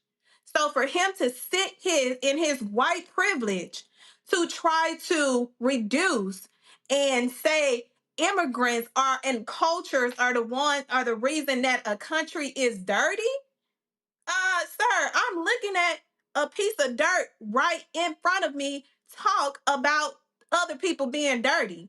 These white people have the fucking audacity. I would not eat from a closed can if it came from them without fucking inspecting it because they don't have proper fucking hygiene for one. but you want to talk about other people, other immigrants, and people from other cultures? Oh, hell no. Cameron? I'm not sure. I don't know how to follow that. But when I saw that, it just is remarkable that these kind of conversations, and Tucker Carlson is just saying that like right into a mic. I was like, does he realize the cameras are on? And I know he can probably speak that freely because he's in England and he's trying to make that false equivalency to that. And here's the time where I wouldn't think I'm over here. I couldn't have told you the day where I'd be avidly defending Piers Morgan's position on this, but for at least him to offer some level of saneness to the conversation, to understand that the diversity that has come to London and that has come to England and the United Kingdom has been a net good thing. But I think this just further points to understanding that like there are folks who have this belief. There are folks who are following the Tucker Carlsons and the Megyn Kellys of the world in hearing both their overt and subversive rhetoric. And this layered on top of all the different things that you see coming out of Stephen Miller, on top of layering what we just learned in the previous segment with Delano and his reporting on terms of the erasure of Black history, the erasure of Black books, the erasure of data on Black people and on non-white folks here in this country. This is just becoming a perfect storm of folks where I hope there is how we normally see a white lash after Black progress. I'm hoping this is the rally and beginning of a Black lash against this pushback, and for us to reclaim so much more of our power and to build a diverse coalition. This is something that is not just going to happen because Black people decide to stand up. This is all Americans are going to have to stand up and fight up against this. Yeah. Well, we know a bunch of those people are absolutely afraid to stand up and fight, and that's how that goes. All right, y'all, got to go to a break. We'll be right back. Our Black and Missing. Then we're going to talk about comedy in this day and age where people are so damn scared, and it's just always something. It's always something crazy going on. Plus, we come back. Georgia, a Black teen activist. He in trouble for trying to hook up with a 14-year-old. I'll tell you about it when we come back. Roland Martin Unfiltered on the Black Star Network. This week on the other side of change. Book bans, anti-intellectualism, and Trump's continued war on wisdom. This is a coordinated backlash to progress. At the end of the day, conservatives realized that they couldn't win a debate on facts. They started using our language against us, right? Remember when we were all woke and the woke movement and all that kind of stuff?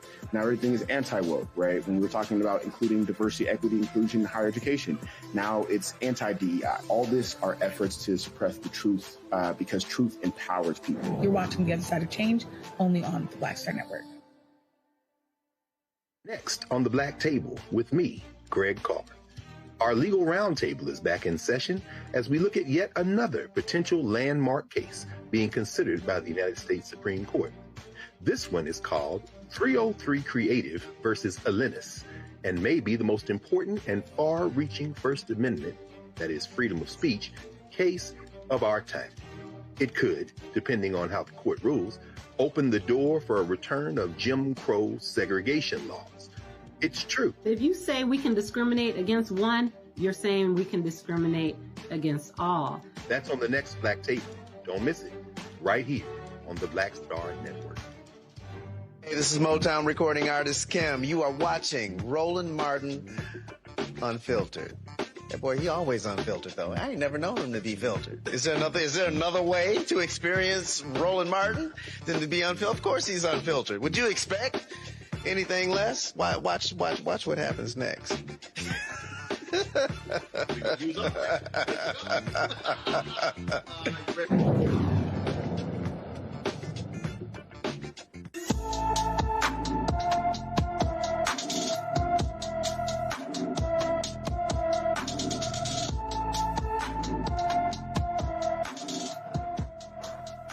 Folks, Tyra Jones walked away from her New Orleans home on November 24th. The 17-year-old is 5 feet, 4 inches tall, weighs 150 pounds with brown eyes and black hair. Tyra was last seen wearing a pink and blue hoodie with gray tie-dye pants and beige Crocs. Anyone with information about Tyra Jones is urged to call the New Orleans 6th District detectives at 504-658-6060, 504-658-6060. Well, folks, in Georgia, a black activist has stepped down as the assistant secretary of the Georgia Republican Party. On Sunday, Chairman Josh McCoon announced that Jaquan Stembridge's resignation on social media. Now, McCoon didn't provide a reason for Stembridge's departure, but stated that the party would promptly work to fill the vacant position. He gave no explanation for Stembridge's resignation, but he was recently involved in a child sex predator sting operation where he allegedly attempted to hook up with a 14-year-old boy in Athens. As a video circulating on social media of Stembridge being caught in the act, watch this. No, I don't. But I'm. Oh my God. Are you 19 or are you 17? I'm 17. I swear to God, I don't want my mom. Okay. Then talk to me then. Don't lie to me. Are you 19 or are you 17? I swear to God, on everything I live. Like, you can look at my ID. Let me see the ID. I don't have it. I'm for real. Bruh, if you 19, just say it. Nigga, you'll get way more respect with me being honest. I swear to God, oh my God. Look, come here. Can you look at my tag? I swear to God, I don't even have a car on my name. I swear to God. I swear to God. You can call my mom. I swear to God, I'm only 17. Just please. Oh, bruh, where's your ID at? I don't have it. Like, look, check my pockets. Do whatever you want. You in college? What you? I'm in college. I'm like, I skipped the grade. I swear to God. Bruh, you're 19, bruh. All right, I'm 17. I swear to God, my birthday's July 12th. I swear. July 12th what? I'm 18. I'm 18. Bro, why you lying to me, bro? What I was doing, I swear to God, I wasn't trying. College? What you? I'm in college. I'm like, I skipped the grade. I swear to God. Bruh, you're 19, bruh. All right, I'm 17. I swear to God, my birthday's July 12th. I swear. July 12th what? I'm 18. I'm 18. Bro, why you lying to me, bro? What I was doing, I swear to God, I wasn't trying to make a feel. I would never do something like that. I swear to God. I'm just. Let me be 100. Let me be 100 to you, because nigga, you already know what that shit is wrong. I know. I already peeped your behavior, nigga, driving around trying to peep the scene. Okay, like, nigga, that shit ain't cool, nigga. Right. Like, There ain't none of that shit going on in Athens, bro. Like, delete the profile, nigga, or whatever, nigga. I do. I swear to God. Apologize to Athens, though. I apologize. You gonna do that shit again? I swear to God, I won't. I delete it. I pay on everything I love. My mom, I swear to God. All right. The group that actually confronted him is called Street Sweepers TV. Now, in June, Stembridge was elected to the Georgia Republican Party's executive committee as the youngest member. The Georgia Republican Party did not address the video. No arrests or charges have been reported. That says a whole lot right there. First of all, everybody keep calling him a teen. Cameron, he ain't no teen. He's 19. What is going on in these streets? Oh my goodness. Yeah, he is a grown up. He needs to be prosecuted to the full extent of the law. If he, I wasn't unsure. I was unsure if that it was actually, or that was just a sting operation to try to catch those, child predators. But this is ridiculous, and this kind of just shows again the continued leadership or lack thereof, moral compass that exists throughout. I think so much of the Republican Party. They need to quickly denounce this person. They need to quickly make sure he resigning is the least he could do there. And you saw him with the dumbfound look on his face, like didn't know what he was doing, what he was trying to do. Trying to lie up a storm, swearing. Whenever somebody says, I swear on everything I love, you know they lying. That's just a little hint to the audience out there. If anybody says, I swear on everything I love, they lying. So I'm glad this was he was kicked out, and hopefully he never has another political office or position again. I tell you, Thelma, that video was crazy. No, I ain't gonna do it again. I'll do it. And you have To Catch a Predator, a long-time TV show on NBC, and so a lot of these folks are now doing this on the digital side, and so talking about straight bust, and they were shooting him the whole time as he was circling. And again, he thought he was hooking up with a 14-year-old boy. Nah, they were waiting on him.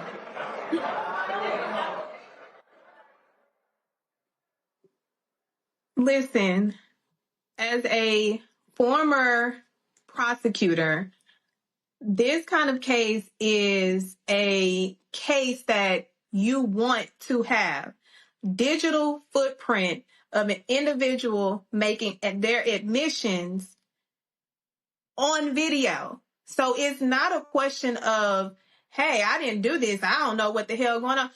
Literally, he put him on a pedestal and hung him out to fucking dry.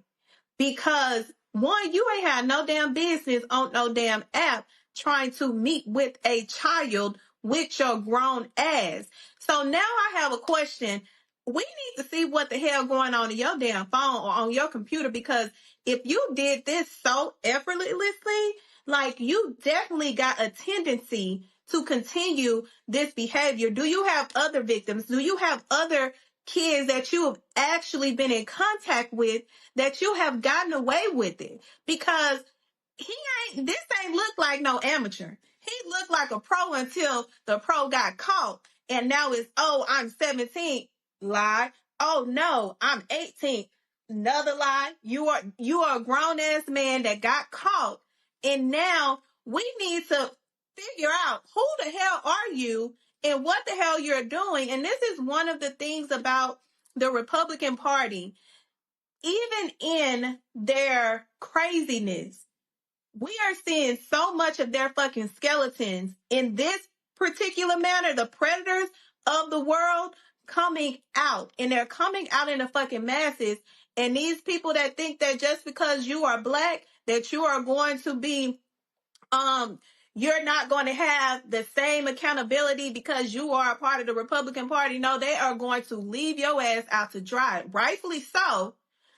But, sir, how many victims do you got? Because you out here willy-nilly going in this damn neighborhood, driving around to meet a child.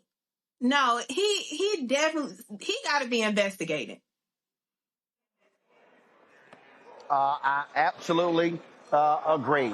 Hey, folks, the Federal Appeals Court has ruled that Alina Habba, former personal attorney to Donald Trump, has been serving unlawfully as a U.S. attorney for New Jersey. The three-judge panel of the Third Circuit agreed with the lower court's decision that the administration violated the Constitution when appointing Habba. The Constitution mandates that U.S. attorneys must be formally appointed by the president and confirmed by the Senate. The judges went further, warning that under the administration's interpretation, Habba could remain in that role indefinitely without ever being confirmed, effectively undermining the constitutional appointment process. This decision comes just days after another federal judge dismissed indictments against former FBI Director James Comey and New York Attorney General Letitia James. Those cases were brought by Lindsay Halligan, who was also ruled to be serving unlawfully as an interim U.S. attorney. As of now, it is unclear who will take over the New Jersey office. The Justice Department has options if it requests a review of the ruling by the full Third Circuit, take the matter directly to the U.S. Supreme Court. All right, folks, when we come back, let's talk about comedy in these interesting political times. We'll discuss that next. Plus, we'll dip back into the room here at the Hope Global Forum in 2025 here in Atlanta. You're watching Roland Martin Unfiltered on the Black Star Network.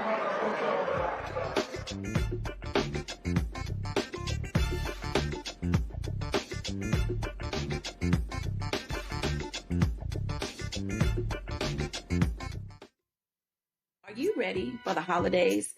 This week on A Balanced Life with Dr. Jackie, we're talking about all things anxiety and the holidays, whether it's performance anxiety, presence versus presence, making certain that everybody in your space understands the boundaries and how to respect your home. This week, we're talking about those things that will allow you to have a peaceful holiday season. It really is not about perfection. It's really about the house feeling warm and cozy and peaceful. You don't have to like everybody, but what you can do is be cordial in those environments. That's all this week on A Balanced Life with Dr. Jackie here on Black Star Network. How you doing? My name is Mark Curry, and you're watching Roland Martin Unfiltered. Deep into it, like pasteurized milk without the 2%. We getting deep. You want to turn that shit off? We're doing an interview, motherfucker.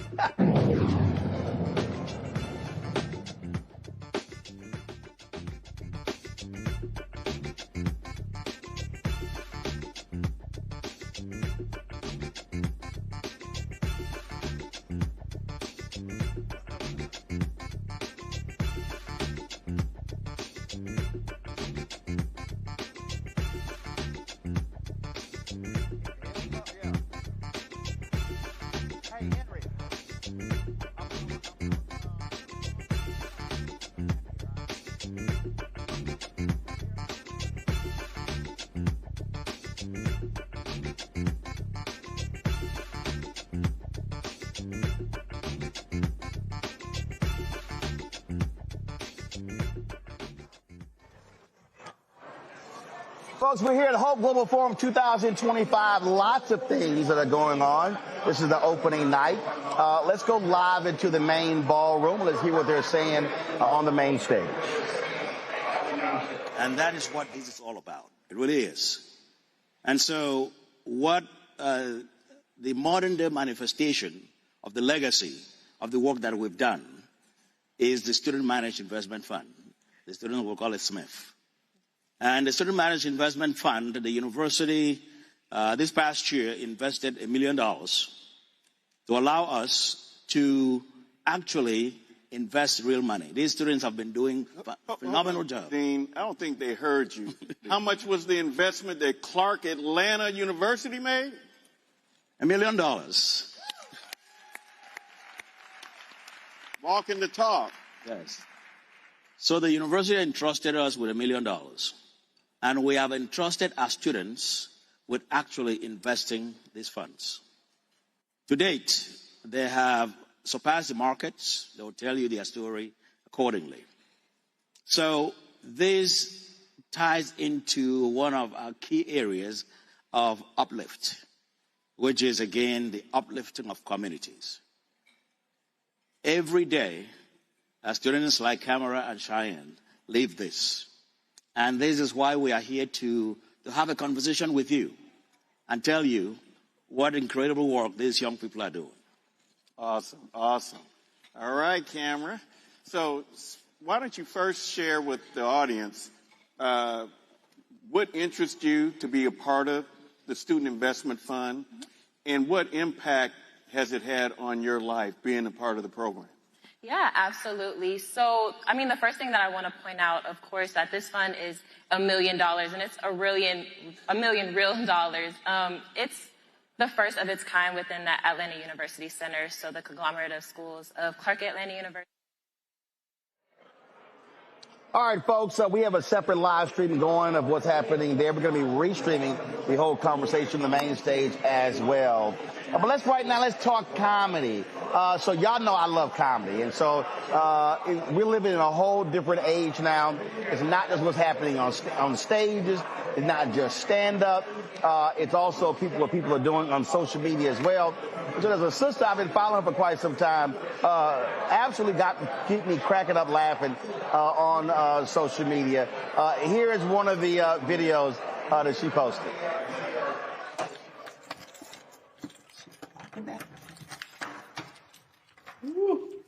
Baby, this Airbnb or something? Where you got me at? No, that's not an Airbnb, baby. This is one of my condos I own. For real? Yeah, I bought it for me to have something to sleep at when I come in the city. Really? Yeah, but this your place now. Mine? Yeah, for you, this for you and the baby. For real? I told you I was going to take care of you, baby.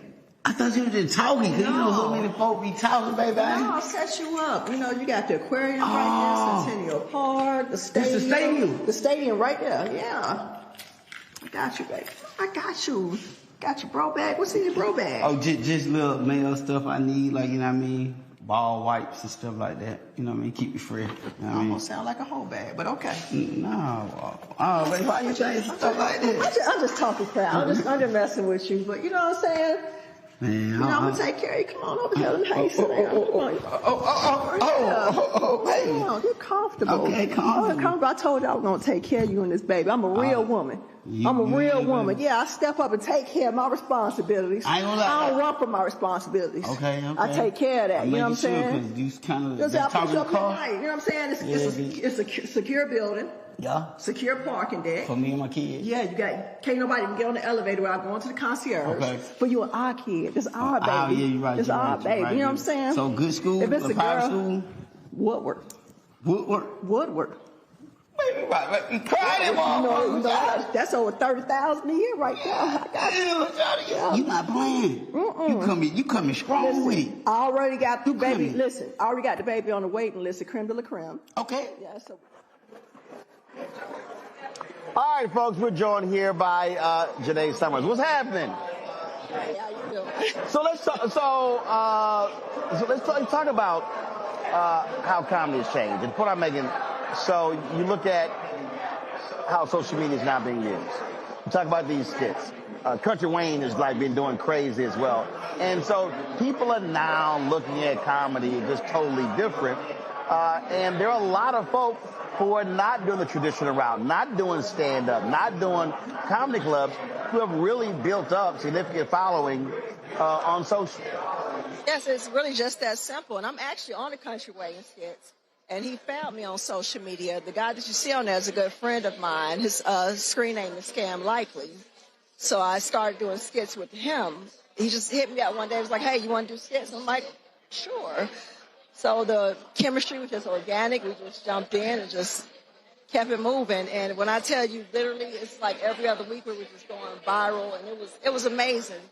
It was fun.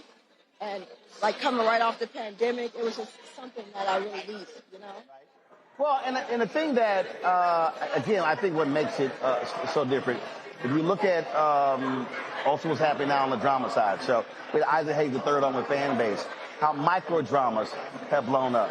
So the bottom line is, you take an hour comedy special, but the ability to be able to say, okay, I'm going to knock out this 2-minute, 3-minute video. That was like a part 4, so that meant that were 3 other parts to it. And so it allows for you to do more. And again, the public ain't all concerned about, look, we got 5, 6 cameras here. It's not all about that. It's really just, hey, that one camera, and what can make me fun, what can make me laugh in this moment. Just hold my phone on. There you go. Now, what we've learned is that people just like realness. They like something that they can just relate to. So literally, we just get there. We might have just a light idea, and it just grows. And just with our personalities, we just improv and just go. And you're right. And it creates a lot of attention. Like my boy, you see, it took him in a whole nother direction. He's Space God, the alien. I don't know if you saw that on social media.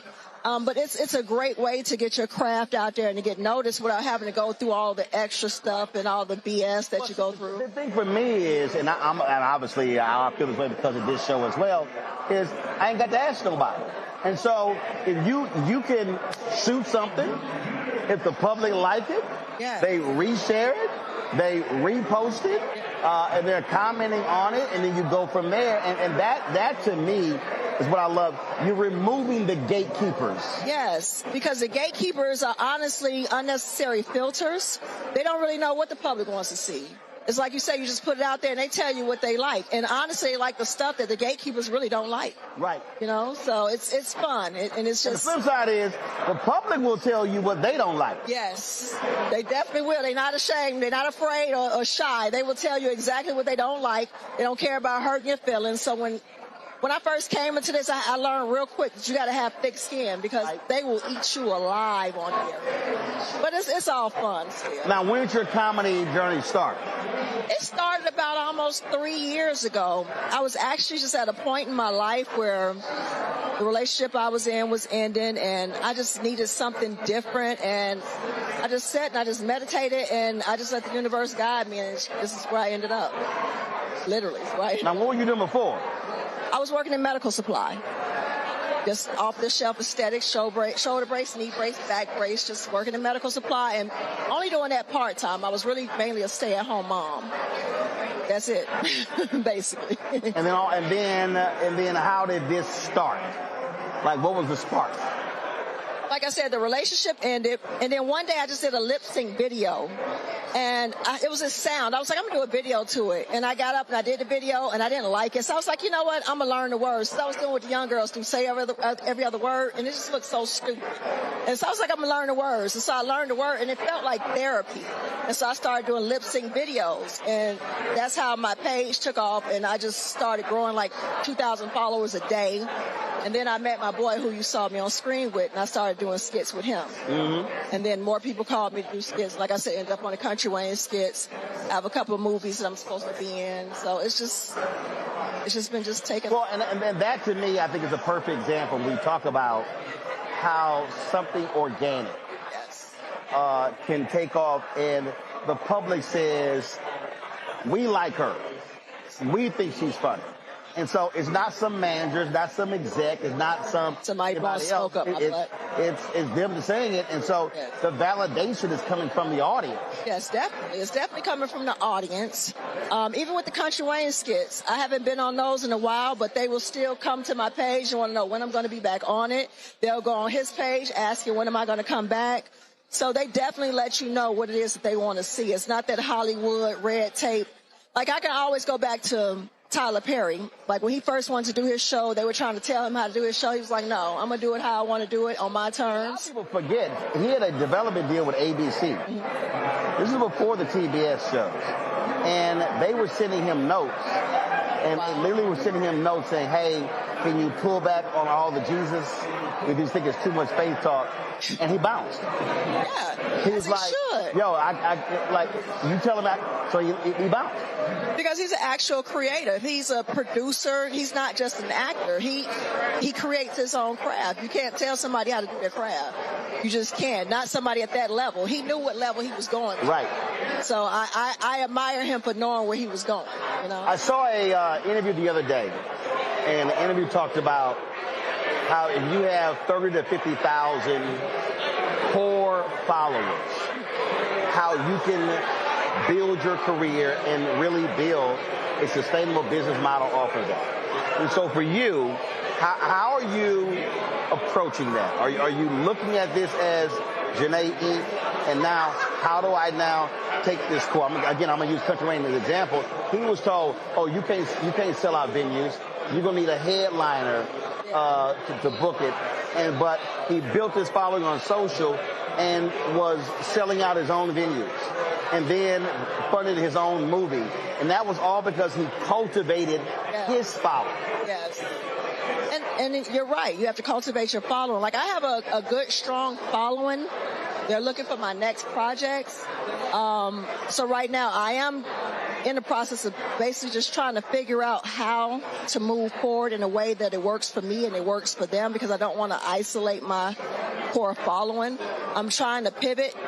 They got so used to the lip sync. They love the lip sync, but it's like I'm not going to say I'm over it. I'll still do it here and there for those who want it. It's just called going next level. That's all. Yeah. So that I'm working on the next level, and right now I'm just first guide me and just trying to figure out the proper way to go. So I'm still honestly trying to figure that part out and just go about it the right way, because I had too much other unnecessary experiences. So I just said, let me pull back and let the universe guide me, because, you know, when you got other people in it, they want to try to direct you and tell you what you should do, what you can't do, and what you need to do, and what they want you to do. And I don't, you know. Yeah, I don't know that feeling.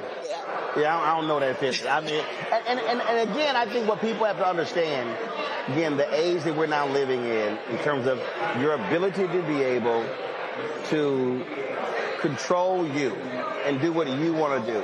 And when you know that it's the right thing, when you know, then you say, you know what, I'm moving forward. I'm not sweating y'all. I ain't worried about y'all. That to me, I think, is how people have to be approaching this. And what social now does, this is the first time really where creatives have a direct relationship with their fan base. So there are no middlemen, nobody's getting in the way. This is not where, well, if they wrote letters, if they call, no. You can go directly to them, sell directly to them, drive your product. My man Ali Sadiq, where he said, fine, y'all don't want to give me a comedy special, Netflix, I'm going to fund my own, put it on YouTube, and then build it from there. Exactly. Now, I am working on writing my own movie, so I do plan on putting a movie on Tubi at some point. Put it on what? Tubi. Okay. Yes, so I am working on that. I'm working on the script on that right now. But there's some other platforms other than Tubi. So again... No, there are other platforms. But right now, that's the first goal. It's a whole... I just think that where we are now, it is completely... It's completely changed the game for creators. The only difference is what creators now have to do is they have to be not just creators, but business people. Yes, definitely. And see, that was always a thing. Folks like, well, they handle that. No. Oh, yeah. In this creative space, you have to be a business person because those on the outside, they rely on you not being a business person. They rely on you not knowing. They rely on your ignorance. And I've experienced that a lot with people. They want you to not know. Right. Because it's so easy to take advantage and manipulate and, and they can do what they used to do back in the days. They get you to work for the pennies, while they make the money. But you just gotta know who you are and you gotta know your business. Now, see, Thelma, you know this. So I first saw you with your videos that you were posting on social, and the same thing. Just share with the audience. When did you make the decision to say, "Hey, I'm gonna do my breakdowns my own way, my own creative way"? Well, with the skits. Oh, 1 second. I'm tossing the film. I want to. Out of nowhere, really, because the one thing that I had to learn is how to navigate as a lawyer through this space, because oftentimes we are afraid to come out in the public and actually talk about our experiences and educate people, because that's just the norm of this profession. So literally this summer, when I was having a conversation with Isaac was like, right now is the time for us to be utilizing our platforms, our voices, to spread necessary messages that resonate with our people. And if we don't do that, then we are doing a disservice. So the fact that I have the ability to articulate and relate to my audience is how I became more comfortable with saying, you know what, fuck the status quo. Right now is the time, because my people need to hear the information that I need to share with them so that they can be educated, so that they can be aware, so that they can go out and navigate in this new space that we're dealing with in this time. Because if we don't do it, then we're going to continue to fall behind the line instead of being ahead of the line. Cameron, I'll ask you, same thing. I mean, obviously, you're not doing comedy, but the point is the ability to be able to communicate directly with the audience. And again, this puts more of the control in the hands of the creative. It does. I mean, my entire career has been built on supporting and working with creatives across the industry. And shouts out to your guests, and I've seen some of her skits. My biggest encouragement to her is realizing that you've got to cultivate that audience, but also you need to pull them off of the platforms and make sure they're diversified across platforms, and you have that information to connect to them directly. Because I think the next step in business and the next step in this entire creative economy is that direct connection to your fans, to your community, outside of any one platform. So if Meta decides to shadow ban you, or your TikTok algorithms aren't popping that day, you still have a way to email, text, communicate, see live. And so your fans know where to find you. And I think that is the next evolution of this creator economy, especially for comedians and online content creators, is get it popping on whatever channel that you can and whatever social media platform, but then start to train your audience, start to really cultivate those relationships so you can move them and they can grow with you across multiple platforms. So then that really makes you invisible and really helps set your career up for the next level. So, so what Cameron was just asking is, how are you taking your audience but moving them off of the platform? That way you're controlling the data. Are you creating your own email database, newsletter database, as opposed to relying on the platform for you to reach your audience? How are you diversifying the ability to be able to reach your audience? Now, honestly, I just got a crew together to help me to diversify and come up off the platform. Because most people are like monetizing on TikTok and Facebook nowadays. And for me, I find it to not be as easy. So like right now I'm working on a website. Like I said, I do have a nice core out of the 257,000 followers that I have on Instagram. I'm going to say about maybe a third of them are a good, solid, loyal followers. So those people, when I tell you, when I go live on any other platform, they follow me around to those platforms. So I'm working on trying to pull them from that platform. Like I said, I have a website that I'm working on. I have a team to help me pivot my image to Are you also establish your own product, your own merchandise, driving that to them as well? Yes, that is something I'm going to establish as well. Okay. All right, then. Well, it sounds great. Again, I really hope people understand how this game has changed. And I think the greatest thing that I'll leave it with is not waiting for someone else to tell you yes. And I think that's the biggest deal. So many people, they're waiting for someone to say, okay, now you can have a show. Now you can have a special. Now you can have this here. You don't have to wait on anybody giving you a yes or a no. You can actually tell yourself yes. It's never going to happen if you wait for somebody else. It's never going to happen. You have to do it yourself. That's it. Today we appreciate it. Thanks so much. Folks, let me thank, let's do this here.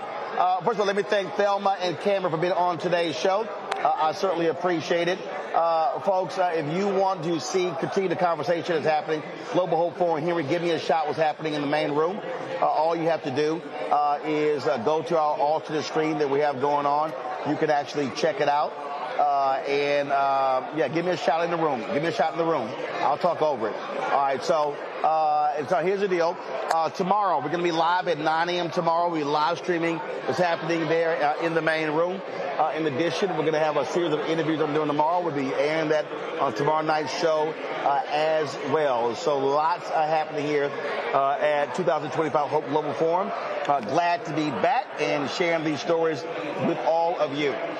Folks, don't forget, support the work that we do by joining our Bring the Funk fan club. If you want to support our work, allows us to be able to travel around the country doing things like this here, going where the people are. If you want to give via Cash App, use the Stripe QR code.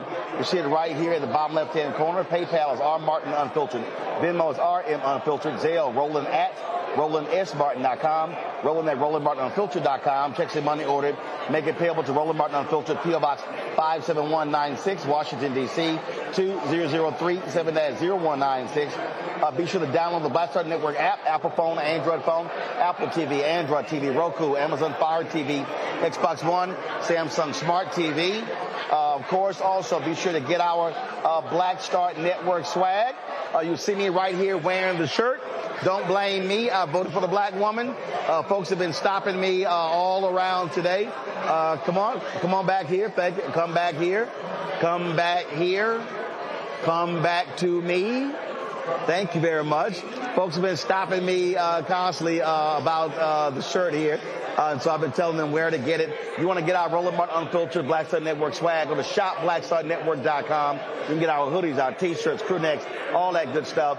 Also, support the other black-owned businesses we have at shopblackstarnetwork.com.